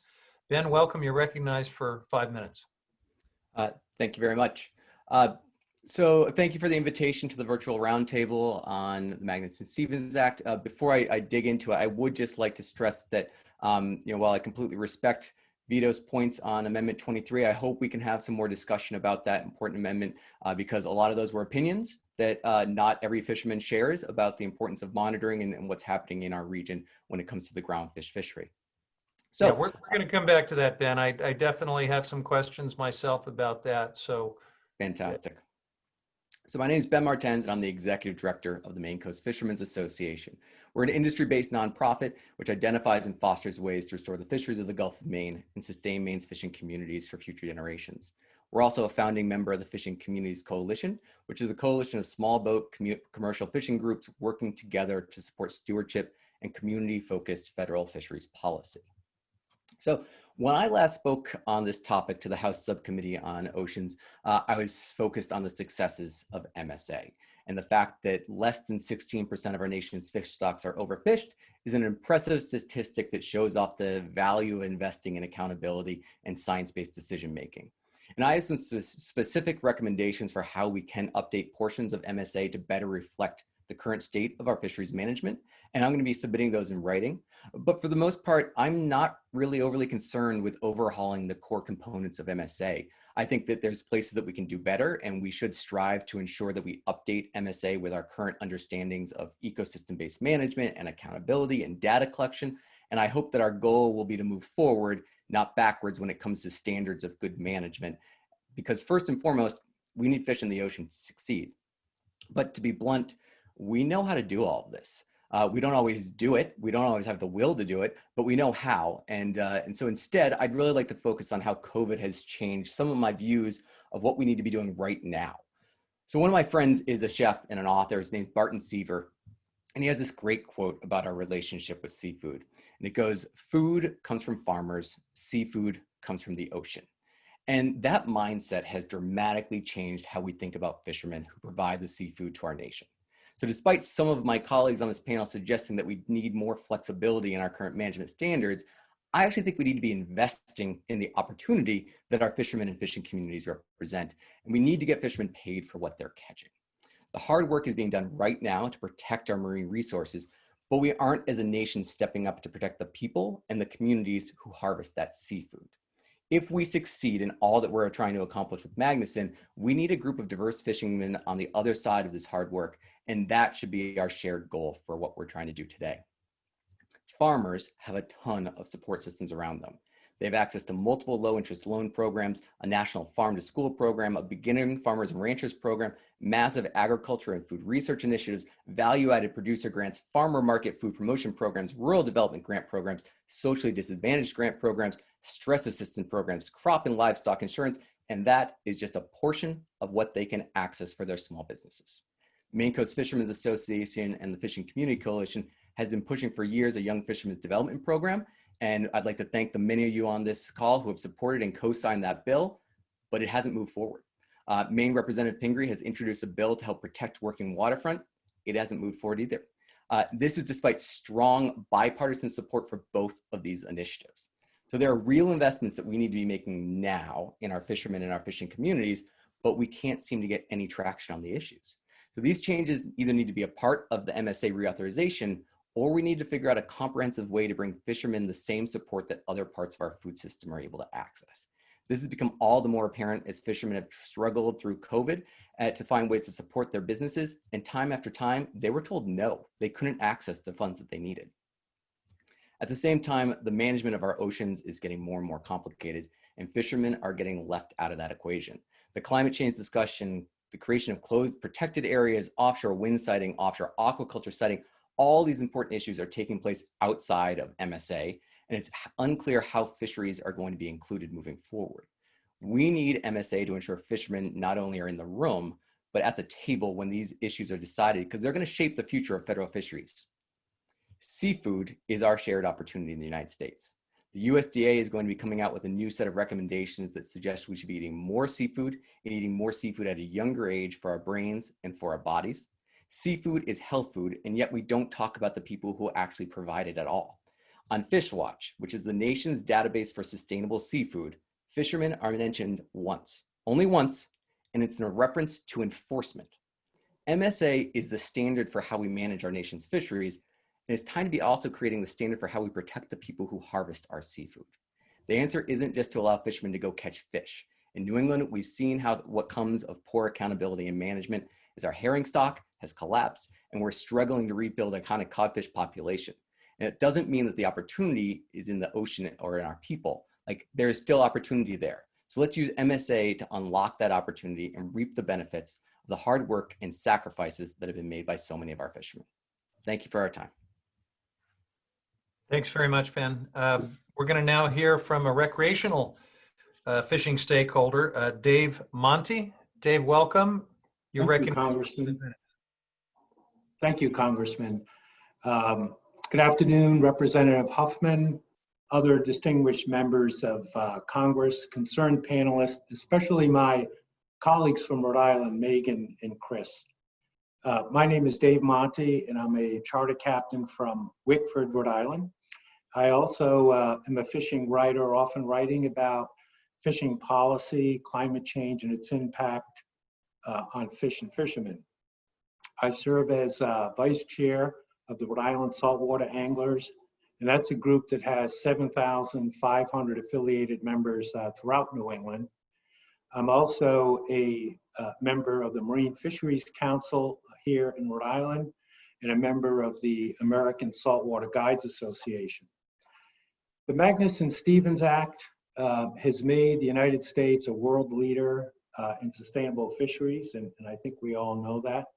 But it has used science-based management to end overfishing, to rebuild stocks, and to manage our fisheries for the long term for the good of all the people of the United States of America.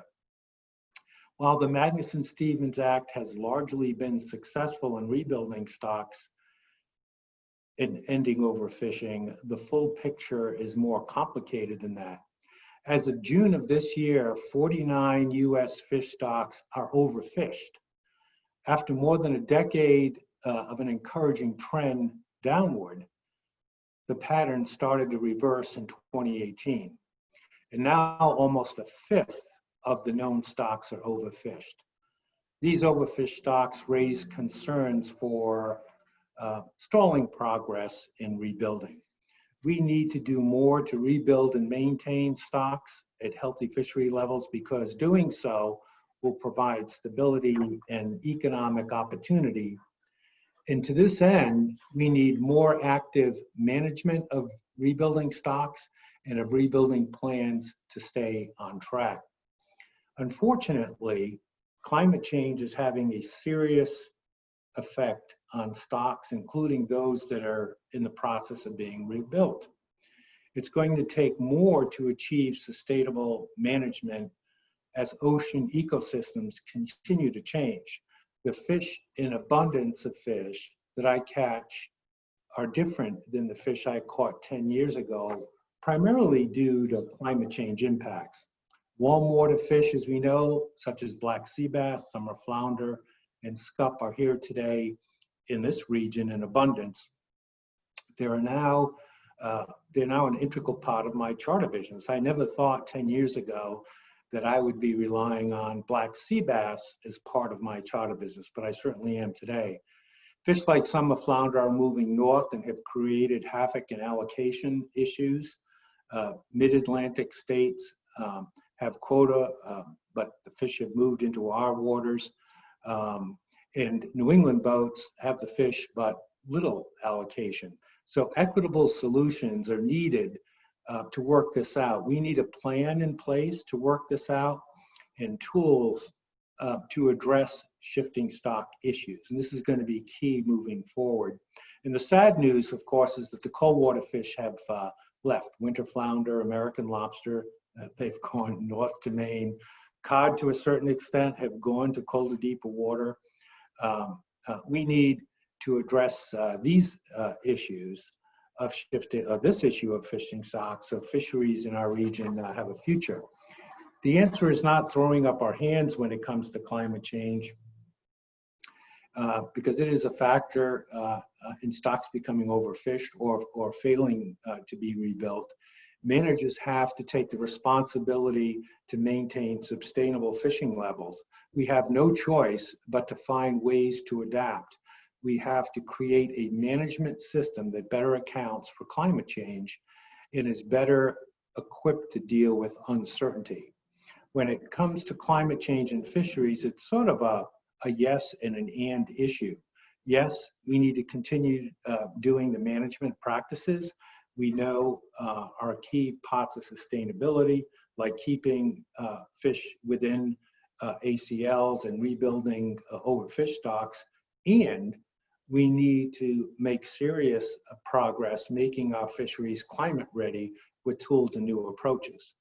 In addition to dealing with impacts on fisheries, we also need to address the root cause of climate change. Renewable energy sources such as offshore wind farms will help us fight climate change. I believe fisheries and responsible, and that's a key word, responsible offshore wind development can coexist. Wind farm pylons create habitat and a reef effect, and there are which create more fish, both for recreational and commercial fishers. The Block Island Wind Farm is living proof of this. I fish there, and commercial gill nets are set up in the wind farm area. Commercial boats trawl parallel to the wind farm, and rod and reel commercial and recreational anglers fish right up to turbine pylons. At Block Island Wind Farm, fishing and offshore wind are working together just as they should for the benefit of all the people of the United States of America. Thank you, Congressman Huffman, and all distinguished members of Congress for your good work in fisheries. We are grateful for your service and look forward to working with you on these issues moving forward. Thank you. Thanks very much, Dave. We'll now go to Erica Fuller of the Conservation Law Foundation in Massachusetts. Erica, welcome. You're recognized for 5 minutes. I'll echo thanks for the opportunity to speak today. I'm Erica Fuller, a senior attorney at the Conservation Law Foundation. And for the past 30 years, CLF has advocated for sustainable fisheries management in New England, consistent with the Magnuson-Stevens Act. 2006 reauthorization produced significant improvements in some regions. The situation is starkly different here. The most recent stock status report lists 15 overfished stocks in New England. By contrast, other regions have between 1 and 6. We've got some of the world's best scientists, yet we're hamstrung by inadequate monitoring, rampant discarding, a lack of accountability, and a culture that makes management decisions that favor short-term economic gains over the long-term health of the marine ecosystem and the next generation. Add to that some of the worst marine climate change consequences, with the Gulf of Maine warming faster than 99% of ocean waters. If the act is reauthorized, Congress should create climate-ready fisheries by strengthening baseline conservation requirements in three main ways: actually ending overfishing on the water and rebuilding overfished stocks, improving the mandate to protect essential fish habitat, and providing adequate protection for our forage species. First, overfished stocks. We can't talk about New England without talking about cod. Massive shoals of cod once inhabited our coastal waters and drove our economies. Now cod are almost commercially extinct after both stocks were subject to overfishing for more than 30 years. Halfway through its second 10-year rebuilding plan, Gulf of Maine cod has a 0 to 1% chance of rebuilding on time, yet neither the agency nor the council have taken corrective action. The rebuilding mandate implemented in 1996 has become almost meaningless here, and failures are not entirely unique to New England, as several councils have recently set overly long rebuilding timeframes and overly optimistic catch limits to allow status quo fishing while blaming climate change. To fix this problem, Congress should amend Section 304E. It should require meaningful, adequate progress reviews and immediate revisions if inadequate progress is not being made. Remove the loophole that allows reduced overfishing when a stock is declared overfished, and require an end to overfishing immediately. And strengthen the procedures that apply when a rebuilding plan fails so that there are consequences and incentives to avoid failure. Finally, we have heard proposals to use the term depleted instead of overfished in recognition that other factors may contribute to reduced biomass.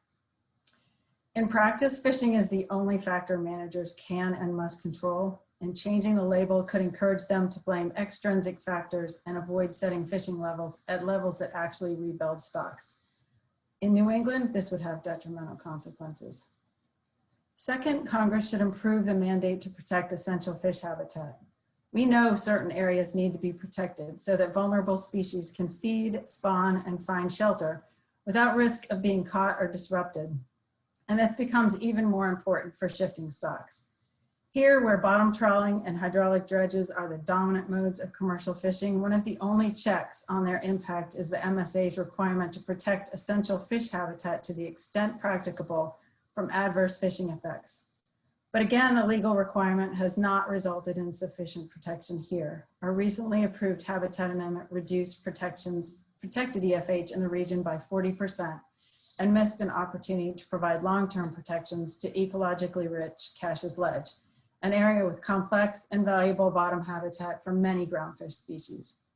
Put bluntly, the practicability analysis encourages councils to treat habitat protection as discretionary and gives heavy weight to concerns about maintaining access to gain short-term profits, even at the expense of long-term ecological and economic prosperity. Congress should amend Section 303A7 to remove the "to the extent practicable" caveat, require mandatory habitat protection for overfished stocks not responding to other management measures, and require consistent protections in areas identified as habitat areas of particular concern. Third, we need to provide adequate protection for all forage species. A large body of science demonstrates that forage fish should be managed with special precaution to ensure that their predators and other ecosystem considerations are adequately accounted for. Some councils have already taken such steps to manage them with this approach, but they're not comprehensively adopted. Congress should make the following changes. For federally managed forage species, such as Atlantic herring and Atlantic mackerel, require an explicit accounting of their role in the ecosystem when setting annual catch limits. For interstate compact managed forage species that are caught, landed, and sold in federal fisheries, such as river herring and shads, require their addition to a federal plan and designation as a stock in a fishery. And for unmanaged forage species, prohibit commercial fishing until a stock assessment is completed and necessary conservation and management measures are implemented. New England fishermen and coastal communities have not routinely seen the benefits of a well-managed fishery, and we urge you to strengthen mandates of the Act. Thank you for your attention, and I look forward to answering any questions. Thank you very much, Erica. Our last panelist is Mr. Ed Anthony Washburn from the Port of New Bedford, by far the most profitable port in America. Some impressive numbers I was reading about in preparation for this listening session. So I hope to get to New Bedford one of these days. The best we can do today, though, is to welcome Mr. Anthony Washburn virtually. You're recognized for 5 minutes, sir. Thank you, Chairman Huffman, and you're always welcome. And I appreciate the opportunity to speak on this diverse panel. As the chairman said, my name is Ed Anthony Washburn. I'm the port director for the Port of New Bedford, the nation's highest grossing commercial fishing port, where 8% of the nation's total catch and more than a fifth of the East Coast catch by value lands on our docks. Sea scallops are the highest value fishery, but we land pretty much anything that can be profitably harvested from the Northwest Atlantic. All the species of groundfish, surf clams, quahogs, offshore and inshore lobster, Atlantic red crab, Jonah crab, squid, herring, mackerel, swordfish, tuna, even slime eel. It's one of the bigger ones that's growing. You name it, we land it here in New Bedford. And generally speaking, the Madison-Stevens Act has been a success. America has one of the largest and most sustainable fisheries on the planet. But as Mayor Mitchell, the mayor of New Bedford, has publicly expressed, we do think there are key areas where reasonable reform would make our fisheries more sustainable while providing more economic opportunities for the fishermen and the communities that harvest, land, and process this abundant renewable natural resource. Firstly, we're in favor of flexibility in rebuilding periods.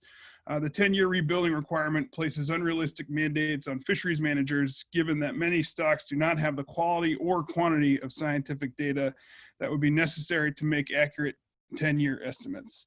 This can cause overly conservative annual catch limits, increasing the likelihood that choke species make it impossible to catch the full quota of abundant groundfish species.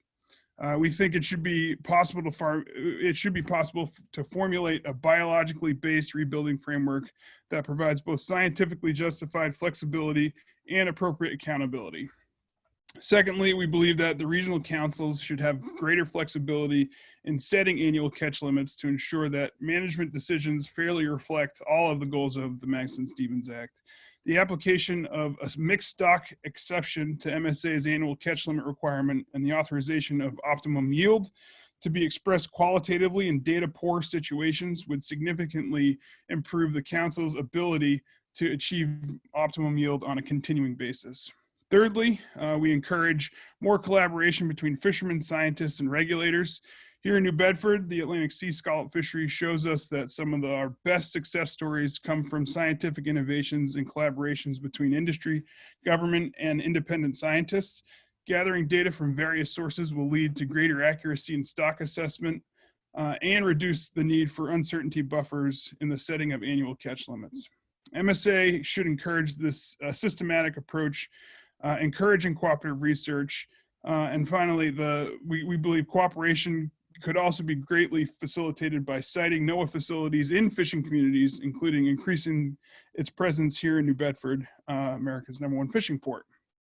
Fourth, we believe that there needs to be a legislative fix of the inherent conflict between the Magnuson-Stevens Act and the Antiquities Act, so that decisions to close areas of the ocean to commercial activity can have the full benefit of a rigorous and transparent process. While President Trump recently allowed fishing in the Northeast Sea Canyons and Seamounts Marine Monument, something that was supported by the Massachusetts delegation, I would like to reiterate Mayor Mitchell's testimony before Congress that the problem with the designation was fundamentally a procedural one. The process that led to the designation lacked the scientific rigor and industry input that ordinarily come with temporary ocean closures, much less a permanent closure.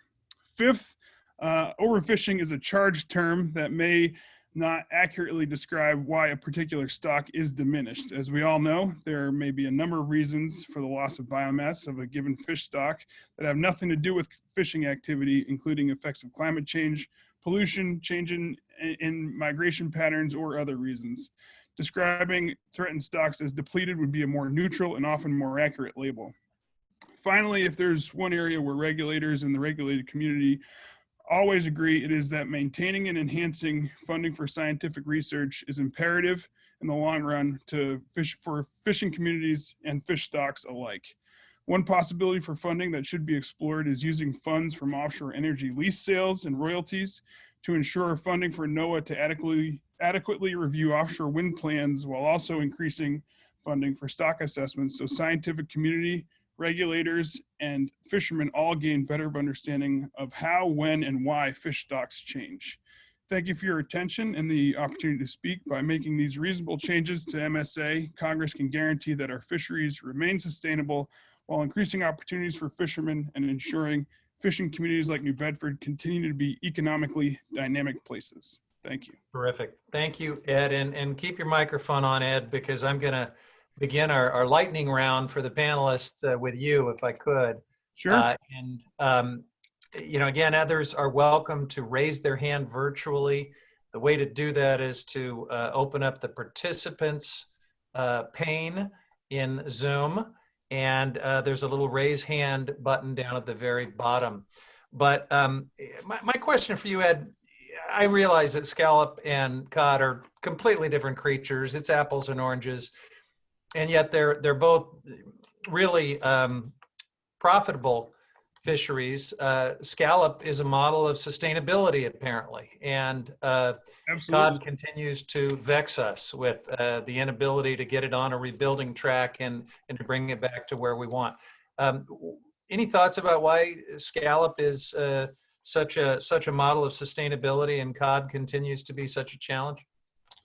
Yeah, thanks for that question. It's really a point of pride here in New Bedford. You know, scallops have been, you know, going back to 20 plus years.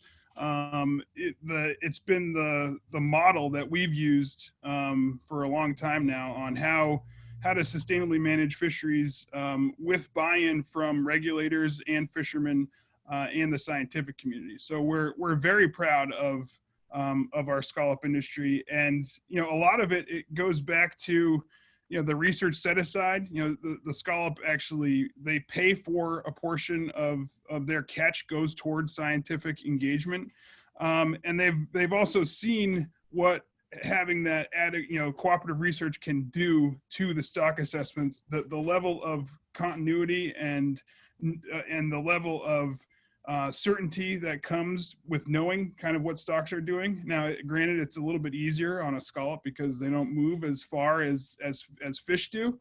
But being able to work with SMAST at UMass Dartmouth, with regulators, with NOAA Fisheries Science Center, and the fishermen being able to be a part of that throughout the process and fully engaged, and being in some cases the first to call up NOAA to closed areas because the fish that they're seeing aren't big enough and they would rather go in it next year when they're bigger. That level of engagement and back and forth is really the model, and it starts with just building trust and really relying on the science, and that's really the model that we've tried to look at for other species. Terrific. I appreciate that. You brought up the issue. I'm going to go to Erica Fuller real quick. You brought up the issue of depleted versus overfished, and I know that there's lots of strong opinions about that terminology. Erica mentioned a concern that if we were to change to the term depleted from overfished, that would, maybe contribute to more overfishing. I want to probe a little on that, Erica, if I could, because I know that we have situations, salmon in California, for example, where the overfish framework applies because the numbers are down, but it is not the fisherman's fault. In fact, they've had to close the fishery entirely because of drought impacts and diversions of water and other things. So it's a completely inaccurate term that many fishermen feel like is highly disparaging, especially when they're not even allowed to fish, and yet we're still calling it overfished. On the other hand, it looks like a situation with cod may be a little more complicated. I'm hearing some people say that overfishing is part of it. I've heard other panelists today say that cod are heading for deeper, colder water, so maybe some shifting stock aspect to that. Do you want to maybe say a little more specifically why you think simply changing this term, even if we didn't change the legal effect of what that term does, would invite overfishing? Because I'm not sure I agree with that. And then secondly, do you think it might be possible to use multiple terms so that we actually are at least accurate in what we call these situations? I just continue to have a hard time calling my California salmon fishery overfished when people aren't even allowed to go on the water and catch fish in many years. I guess the way I'd respond to that, and thank you for the question, is that I don't think there's a single fish that we can say that overfishing hasn't had some, role in how it's gotten to where it's gotten. I mean, I'm sure there are people that say currently Atlantic cod is not experiencing overfishing, but it's had 30 years of it, and that's how it got here. I understand that there could be stocks where it does not play as much role as the climate, but again, in the culture that I described in New England, I don't think that we'd see any increased efforts to rebuild some of these really iconic stocks that are not without hope. I mean, we've got new genetic research on Atlantic cod that show there's multiple stock populations. There's one that's actually really healthy off New Jersey and New York. It has not moved either east or north. And there's still a possibility. I don't think we can give up on these stocks. And at least in my experience, where the term depleted is what's used in the coast-wide stock assessments for species like river herring and shad, it has not afforded them any protections. And I fear that the same thing would happen here for, iconic, currently managed groundfish stocks. Another, on the West Coast, another attack if a stock is caught and can't be, rebuilt is to make it an ecosystem component species. I think that has equally a potential for really nefarious outcomes and not promoting the kind of biodiversity that we need. And I guess, using multiple terms would, in my mind, fall into the same basket of councils implementing the act differently depending upon the culture in that region. And I think it's really important to have a strong Magnuson that has strengthened requirements to rebuild these stocks, not develop new terms that would allow people to use them as a loophole. Can you appreciate, just from the California perspective, that calling crashed salmon numbers overfished actually prevents us from tackling the things that are causing the problem, because it allows the folks who are diverting water and who have built the dams and done other things to blame the fishermen, and yet the fishermen are actually not to blame.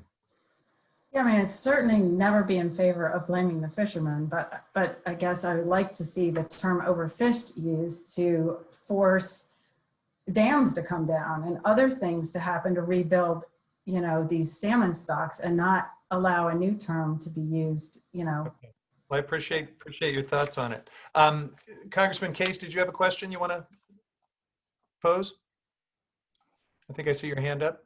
Yeah, thank you very much. And thank you to all of the participants for a great presentation. I want to go back to my question at the beginning, which is, are the councils working under the current Magnuson-Stevens? And I would broaden that to say, are the councils working in conjunction with their interaction with NOAA under the Magnuson-Stevens Act?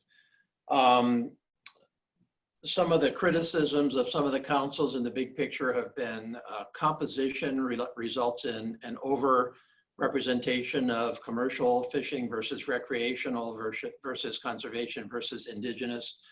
The fact that the Secretary of Commerce ultimately does appoint every single one of the council's members well, there's some automatics, but from the discretionary side of things, ultimately the Secretary does it as opposed to governors actually saying who they're going to be, and that's it. A number of, questions about NOAA's oversight of those councils, whether it's sufficient or not.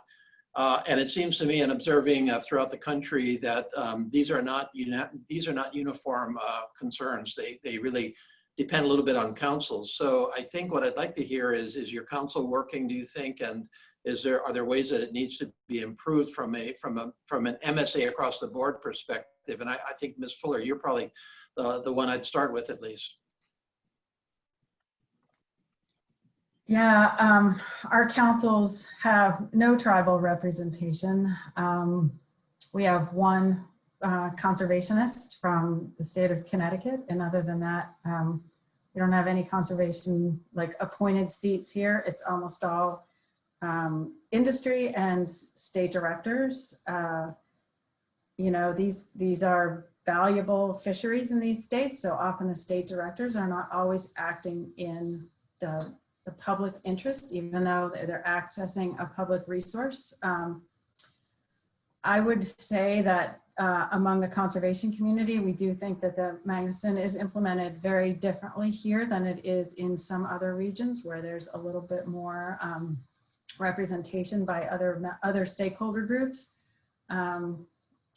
There is an increased opportunity in the current climate for the councils to either take action or not develop action. And because the way Magnuson's written, unless the agency's only job is to approve, disapprove, or partially approve. And in that paradigm, if they're not ever presented with a real conservation based amendment, they don't even have a chance to implement such a thing unless they decide to take it on their own initiative, which doesn't happen here.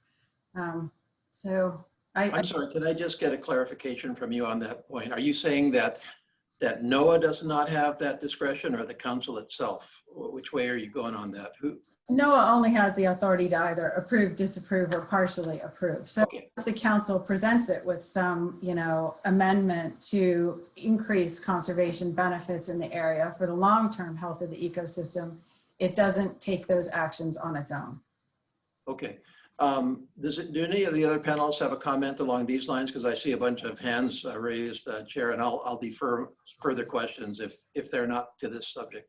And if those hands are up for one of the other subjects, let's hold on that. But to Congressman Case's question about governance and how the New England Council is working, who wants to jump in on that? I think I see Dave Monty, who I believe is a member of the council. Dave, did you want to speak on that? I'm actually not a member of the council, but my comment is sort of in regard to this issue, Congressman. You're on the commission. Right. I'm just locally at a state fisheries council. Yeah. Go right ahead. Okay. This term overfishing, as it relates to the New England Council and in cod, the stock has been overfished for 30 years. And I agree with Erica for that. And fishermen know what that means. Recreational fishermen in particular, Congressman, know what it means. If it is just depleted, it creates a question in my mind as to what it actually means. Is it okay to continue fishing it? Because it's only depleted, and it's not our fault. So that's my concern about changing overfish to depleted, and it sort of relates to the council situation here and what happened with codfish. So thank you. No, thank you. It's a quandary. As Dr. Harrod said at the beginning, we're at a moment where Magnuson is built around a single control, fishing, and yet we're at a moment where we're seeing all of these factors beyond fishing contributing to the status of our fisheries. So it's a real conundrum. It is. Yeah. And let's see. I think Ben Martens, you had your hand up on this specific question as well. Yeah, to the Congressman's Case's question, I think I've got two quick points to that. Is one, I think we need to implement some better review on the decision making that takes place in the council. We go through long processes of creating these amendments and decisions, and then we don't ever follow up to see if we hit the goals and objectives of the amendment further down the line. And there's a lot of hand-wringing that goes into the creation of these decisions that I think would be really helpful for the council members and the council staff to really know if we're attaining the goals that we set out to accomplish. And those are hard decisions. And that leads to my second point, which is the council was created with the idea of getting all these different interests and really getting a grassroots effort into the creation of the rules and regulations. And over the past 10 years since I've been doing this in New England, fewer and fewer fishermen are participating in the process. It's becoming harder to get council members and new council members engaged in the process or willing to participate on the council. And that's for two reasons. One is many fishermen don't feel as though they're going to be heard if they show up and participate. The processes are really long and convoluted. And then for the council members themselves, is we're trying to get fishermen to either elect to participate as a new council member or whatnot.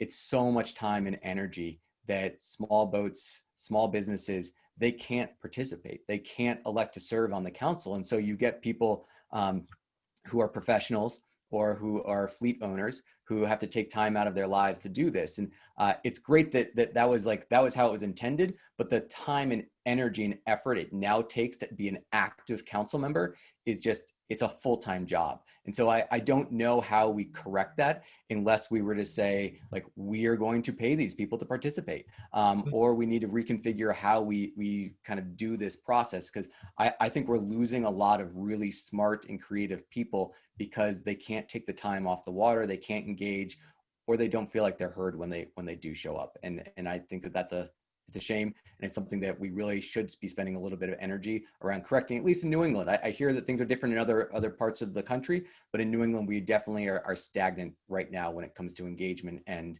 new participants for the council process. Yeah, Ben, I would just comment that that's not an issue that's unique to New England. Participation and transparency on the councils has been a theme across a number of these listening sessions. Particularly, and the concern that arises from it, in part, is that basically one component of the interest groups in our marine environment kind of gets a lock on the process because nobody else wants to participate or particularly knows what's going on. So that's the reason for the big picture question. And you're right, some councils don't have that issue, but enough councils have that to call it more than just unique to New, you call it unique to any one area. All right, so I'm going to have to do a little air traffic control to keep us moving here, more than I would in an in-person listening session. And we're going to go past, we're already past 12 o'clock, so apologies for that, but we've just got a lot to cover. And so if you're able to stick with us and indulge going a little longer, I really appreciate it. I see that Vito and Eric both had their hand up, and I don't know if it was about the questions that we just asked or about this monitoring issue, but I wanted to definitely go to them on monitoring. And if they want to chime in on the others, they can. Let me pose my question on monitoring if I could. So I've sort of heard different perspectives, and Ben Martens wanted to jump in on monitoring as well. Vito certainly explained that at a time when the groundfish fleet is contracted and struggling, the economics of monitoring is really potentially a great hardship. And on the other hand, we heard from Eric that he thinks monitoring is an essential tool, which makes sense to me. If you can't monitor and measure, you really can't manage. And of course, the Codfather episode tells us that there's a lot of money to be made, as with so many things, by skirting the rules. And we got a fishery that is not on the rebuilding track that we want it to be on. And we're into a couple of failed plans. So we have to, I think, step back and think about a better way forward. But I want to just go specifically into whether there's as much disconnect as it sounds like there might be, because Vito, if we could find a way to cost effectively do electronic monitoring, which to me just seems like the future and an obvious management tool.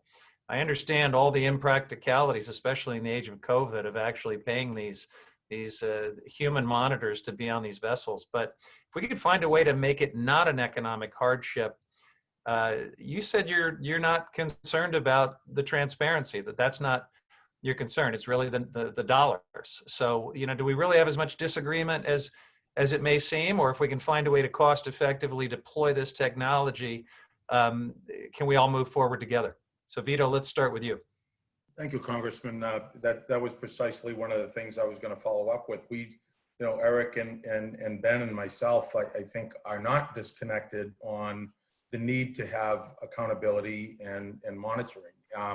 Our issue is we already have an industry-funded amendment.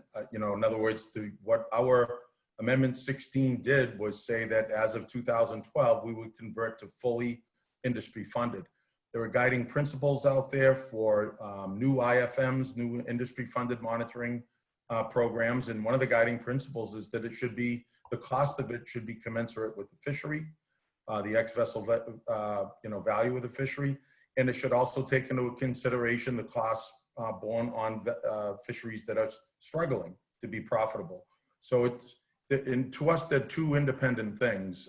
The amendment proceeded by basically glossing over what the impact would be to the fishery. I agree with you, Congressman. Electronic is the way to go. We're not going to find the human observers to cover 100% monitoring in the fishery. There's just not an appetite for that kind of human resource out there. The people aren't looking to do that. So electronic's the way to go. The problem is we've got an amendment that tried to analyze what the cost of electronic monitoring would be when we don't have electronic monitoring options ready now for the vessels that are catching somewhere between 65 and 95% of the fish stocks in this fishery. So the $50 million of ex-vessel is happening on vessels that don't yet have a fully fleshed out electronic monitoring option. And the level of viewing will dictate the review rate, will dictate the cost. And there's also the fish handling techniques on a multi-species, large volume vessel. The additional fish handling techniques, those standards have not been stipulated yet. So there isn't an approved plan yet for a sector. So we've been basically complaining about what we don't want to see happen is to have this high level of coverage required to be paid for by the industry, knowing that that makes the industry insolvent, the industry as we know it. We lose our fleet diversity, and we're talking about an electronic option. Disproportionate impact on the smaller boats in particular because of the cost. So I think I hear you on that. Eric, did you want to jump in on that? Just to say again, to reiterate that I feel like codfish has always been at issue with monitoring. As Vito said, we've never actually reached the quota. No sectors have ever had to stop fishing, but there's some deal of evidence out there that discards have been misreported or not reported at all. People continually come to the council and talk about how many codfish they're seeing on the water. And yet when you look at the reporting, relatively no or very low discards are in fact reported. And the catches, of course, have stayed very low. So there's a disconnect there that we need to figure out. As far as the money is concerned, obviously, we can't afford to put the fleet out of business trying to help them stay in business. But as I said, I found it, so far to be unobtrusive, easy to work with, and it didn't actually take that much time to figure out the protocols of the fish handling. Granted, I have a small boat. The fish come onto the boat on one place, but these things aren't rocket science, and they're given an adequate amount of time before implementation in the amendment they're talking about. So I guess that's what I have to say about it. Thanks. Well, and I realize our West Coast ground fisheries is probably not totally comparable to the size and complexity of the fishery you're dealing with out there, but we have found a way to achieve 100% monitoring, I'm told. So maybe there's some way that these fishery managers can work together to figure this thing out. We have a couple of other hands up on this, and I don't want to fully litigate this pending amendment before your regional council. I don't think we're the place to do that, but I think that Ben had something to say, and then Megan, and then we'll move on to other subjects. So Ben. Thank you. So I would say two pieces to this is one, Our organization was the organization that started the current iteration of the electronic monitoring program. And we've got close to 40 boats throughout New England that are currently outfitted with cameras and making it work. One of the boats is going single-handed. That means he doesn't have any crew helping him, and he's still able to do all the processing. So like, we are able to make it work for the different size vessels that are currently participating in the program. And the only reason we don't have something that works for the bigger boats is because they refuse to come to the table and actually participate in that conversation. And so I would just say, like, we need to come together as an industry and say we have a problem. And the problem is that we have bad data going into that side of the equation that's creating an uneven playing field for anybody. It doesn't matter if you're a big boat, a small boat. If you are adhering to the rules, there's a different set of rules for those that don't want to listen, because our actual coverage rate is so low right now out on the ocean. So I think that we really need to embrace this opportunity as an industry. And I would throw it back to you, Representative Huffman, in saying the best way for us to go forward is to just deal with the cost problem, right? Like, we have an industry right now that is struggling, and we're going to have a discussion of the New England Fishery Management Council for hours that's all about costs and not about the marine resources and what's happening to the resources out there. And we need to talk about costs, but Congress controls the purse strings. So we're going to be talking about something that we have no control over. We're going to be asking NOAA Fisheries to tell us what money is available, and they're going to say, why don't you go ask your congressman? So Congressman Huffman and the rest of you on this Zoom, I would say the best way for us to solve this problem is to say, we're going to go out and find the money to pay for this so that we can have a chunk of years where we can go 100%. We can figure out the electronic monitoring that will be very cost effective.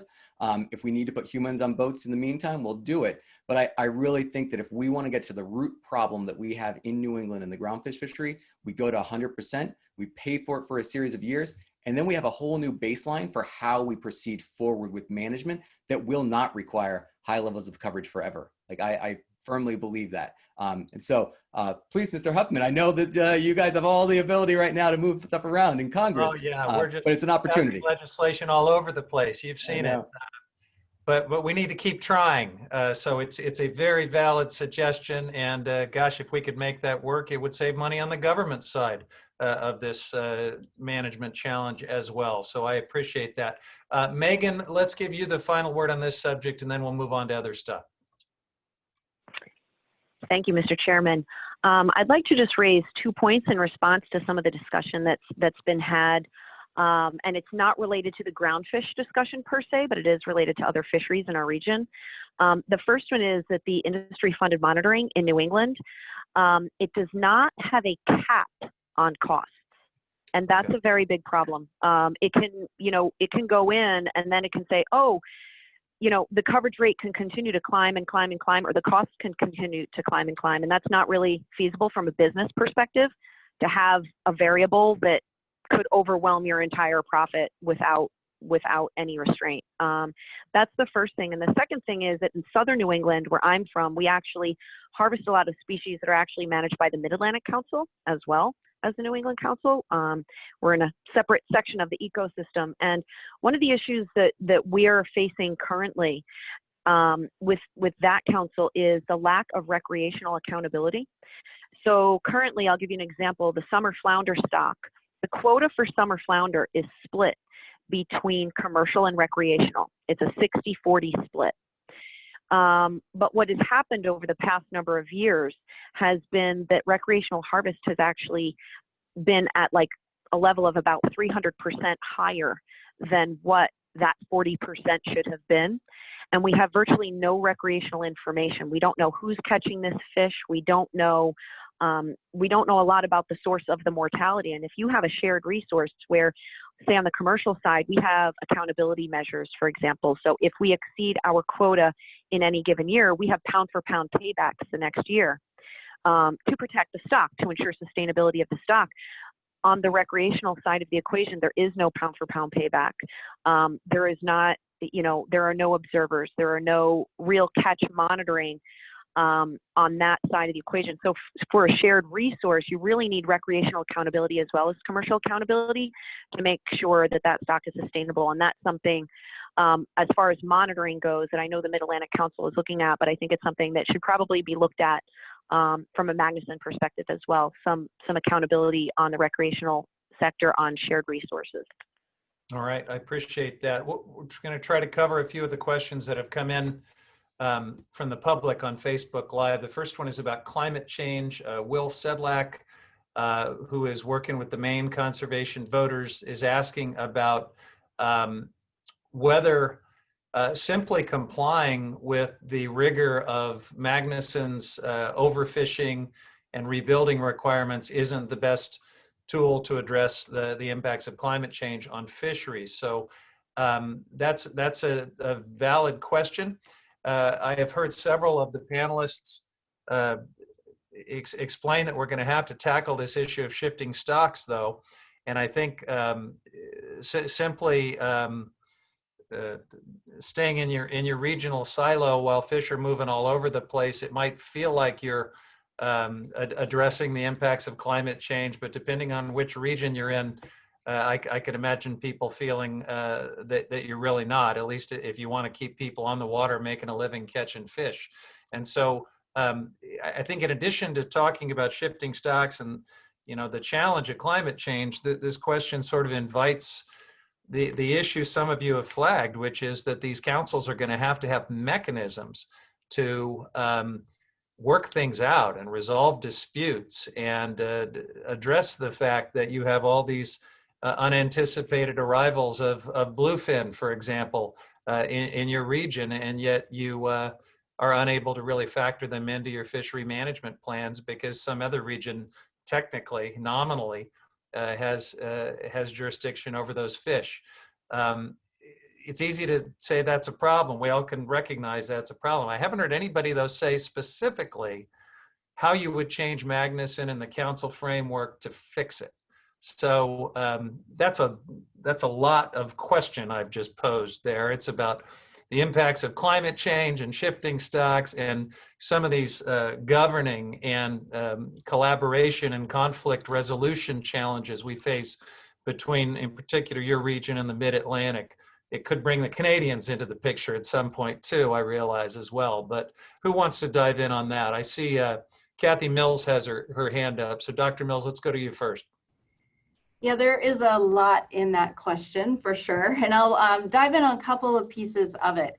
I think that, going to the first part of that question about, is managing within our current framework sufficient? I think the answer there is clearly no. There are many factors coming to play all at the same time, and the way that we currently manage fisheries is really grounded in our stock assessment process as a way of providing information to inform management. And so that has historically been built on the idea that spawning stock biomass that's available will be the dominant influence on recruitment in that stock, and then removals from fishing will be the dominant source of mortality. And I think that, it also goes back to the earlier discussion about depleted versus overfishing. In reality, we find that this model is not complex enough to account for the many factors that are now shaping fish populations. And so I think there's a real need to think about how can we do better on this front, and to develop models to be able to set expectations for stock performance that actually account for the multiple factors that are influencing those populations. So for example, in some of our work with cod, we found that we could not track the trajectory of the stock by accounting for spawning stock biomass alone, but when we included temperature into that model, we could replicate the patterns that have been observed. But by doing so, it would shift the expectations of the stock going forward under warmer temperatures, which also would mean you need to adjust your management reference points, which will shift your definition of where overfishing starts occurring and what level of fishing can be placed on that stock. And so it really is important to recognize the interactions here, that we can no longer operate in a place of assuming that fishing alone or climate alone may be the dominant force on a stock. They really need to be considered, and I think also quantified together to really effectively support management. But it does go beyond getting the estimates of just the numbers of fish out there right.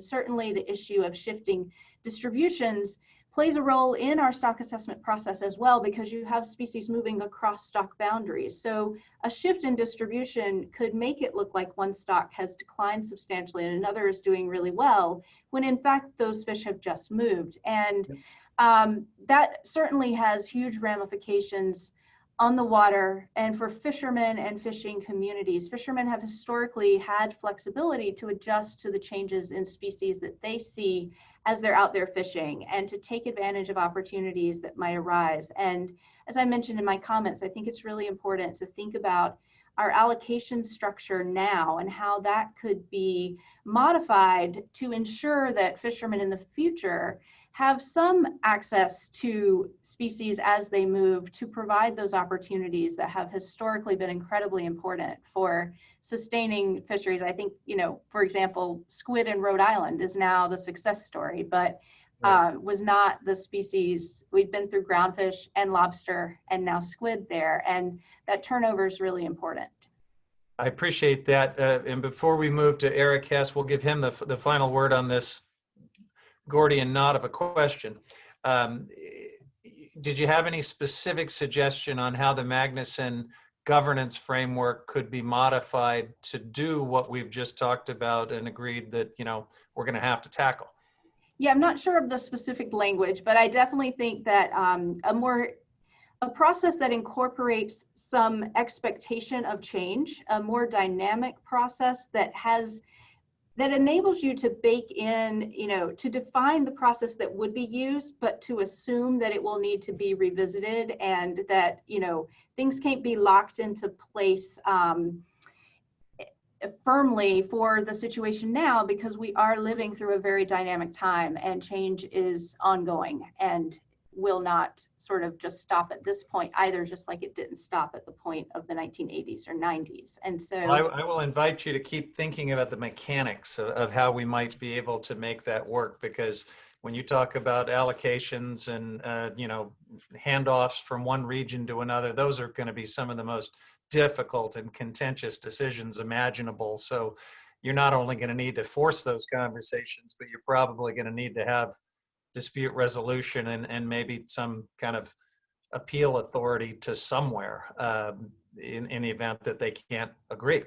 And I haven't figured out all the details yet, but I certainly invite good creative ideas. So Eric, let's go to you, and then we're going to close out with a final question on forage fish. And I see Dave Monte's hand is up. He might want to chime in on that. So I'll close out this with you, Eric, and then I'll bring the forage fish question forward, and we'll start with Dave.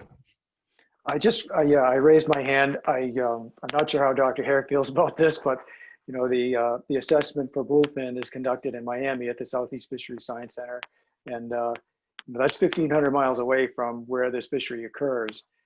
It would facilitate the kind of cooperative industry research and an understanding, I think, of the fishery and the community if that assessment were conducted by the Northeast Center. You know, that's a minor example of a mechanical thing you could do, and I don't know that, you know, you want to actually make a rule about this at the Magnuson level, but I don't see where the impetus for it will come from if it doesn't come from there, because people don't like to change, basically. We've seen some evidence in the bluefin fishery that there may be another spawning area off the Slope C to the southeast of us. And in fact, the only larval index that we have for bluefin is from the Gulf of Mexico, which is another body of water that's been noted to be warming rapidly. And so, you know, it seems to me that kind of original research and the hardcore science that comes out of the Northeast Center is more appropriate to the bluefin assessment than the statistical methods that are being employed in Miami. So that's one example of something you could do, move the assessment of the science closer to the actual fishery and what's taking place on the ground. Okay, thank you for that. So last question is from Don Lyons, Director of Conservation Science at National Audubon Society, about forage fish and how vital their contribution is, not just to the marine ecosystem, but to birds and even some of the onshore ecology that we don't think about. We have to make sure as we develop these plans that nature is getting its share of what it needs from these critical food chain species as well. And so let's start with you, Dave, on how can we incorporate the management of forage fisheries into Magnuson in a way that works for everyone. I'm sorry, Congressman. I was following up in regard to what we can put in Magnuson to address. Please. Yeah, go ahead. So I have 4 things. I think flexibility is key. I know that we mentioned squid or calamari in Rhode Island. Well, quite frankly, those boats, a lot of those boats were groundfish boats, but squid were abundant in this water. And the Rhode Island fishermen, boat owners, and processors had the ability to retool those boats. And I think that's what's going to be needed in climate change is funds for fisheries to retool, funds for training. And a good example would, Dr. here did a great study with his colleagues on 84 species, winners and losers in climate change. And speaking with Jason McNamee, who is Deputy Director of our state Department of Environmental Management, he actually uses that study to make state management decisions. And it was one of the first times 2 years ago where a manager was actually saying he was using climate change research in the decision-making process. So in summary, I think we need more funds for stock assessments so that we know how the stocks are shifting, more funds for training and funds for retooling vessels, and flexibility. You know, if the summer flounder are coming to New England and northern states, the mid-Atlantic states are gaining species as well. So there has to be this trade-off and flexibility. Thank you very much. No, those are great suggestions. I appreciate it. So we've got 2 final hands up, and then we will close this out. So let's go to Kelly from the New England Aquarium, and then Ben Martens will have the last word. Hi, the noise in my place is incredibly loud right now. So if it's helpful, we can go to Ben. But I just want to say that this question from Audubon speaks to the uneven implementation of MSA across the regions. And while some of the regions and council have implemented tools to address fishermen, that again has been uneven. So some specific recommendations, again, many of these are covered in HR 2236, the Forage Fish Conservation Act, but setting precautionary buffers and cutoff values, in harvest. You're doing great. In harvest controls would be one step. More frequent biomass assessments and adjusting harvest rates to reflect predator-prey ratios. All of these things will help to address not just the importance for forage fish for the birds, but the whales and the predator fish that depend on them for maintaining the viability of our entire fishery. Thank you. All right, appreciate that. Ben Martens. Thank you. So I think that a lot of things that Kelly just said are really important to be considering when you're looking at forage stocks. You know, they're the base of the food web, and it's something that we are very concerned about in the Gulf of Maine. Not only is it important for the tuna and the groundfish, but we use a lot of herring as bait in our lobster traps. And so we need an abundant resource out there that can balance all those things. And, you know, we kind of stop talking about forage at the herring level when there are things that herring eat as well. And, you know, I think that as we start to think about how we do ecosystem-based management, the real bottom of the food web needs to be understood and considered when we're thinking about how these things fit together. And we have to be able to respond quicker. There are some years where we had really bad primary productivity that may have led to some problems with our herring resources. We've had an abundance of certain species like dogfish that, you know, are voracious predators, and we have a hard time controlling all the externalities that go into our ecosystem. We like the idea of having it be like a natural environment, But in reality, it's been fished for so long that like ecosystem-based management needs to also be like predator-prey relationships. We are never going to rebuild our herring and our cod and our haddock and our pollock and our, anything else that's kind of in that same ecological niche if we've got huge numbers of dogfish out there. And so it gets really complicated because we don't want to necessarily say, let's go fish down certain species just because we want the other ones. But essentially we need to do that. But I think that one of the pieces of this is just better data collection, that we can be more responsive in real time to what's happening in the oceans. And whether that's cod or flounder or herring, there's a lot of fishermen that were saying they were seeing a problem with the herring stock for a long time, and there was not a lot of movement to correct that issue. So more responsiveness, better data collection, driving that science and the decision making there. Terrific. Well, thanks to all of our panelists and for everyone else who logged in and joined us today. Thank you to my colleagues in Congress for being part of this conversation. This was very, very informative and valuable to me as I think about putting together a draft of the Magnuson reauthorization bill, which we are going to bring forward for discussion very soon.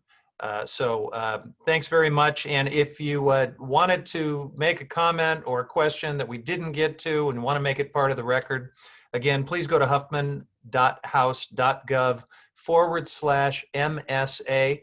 We want to hear from you. But with that, we are going to thank everyone one final time. Stay safe, and this subcommittee stands adjourned.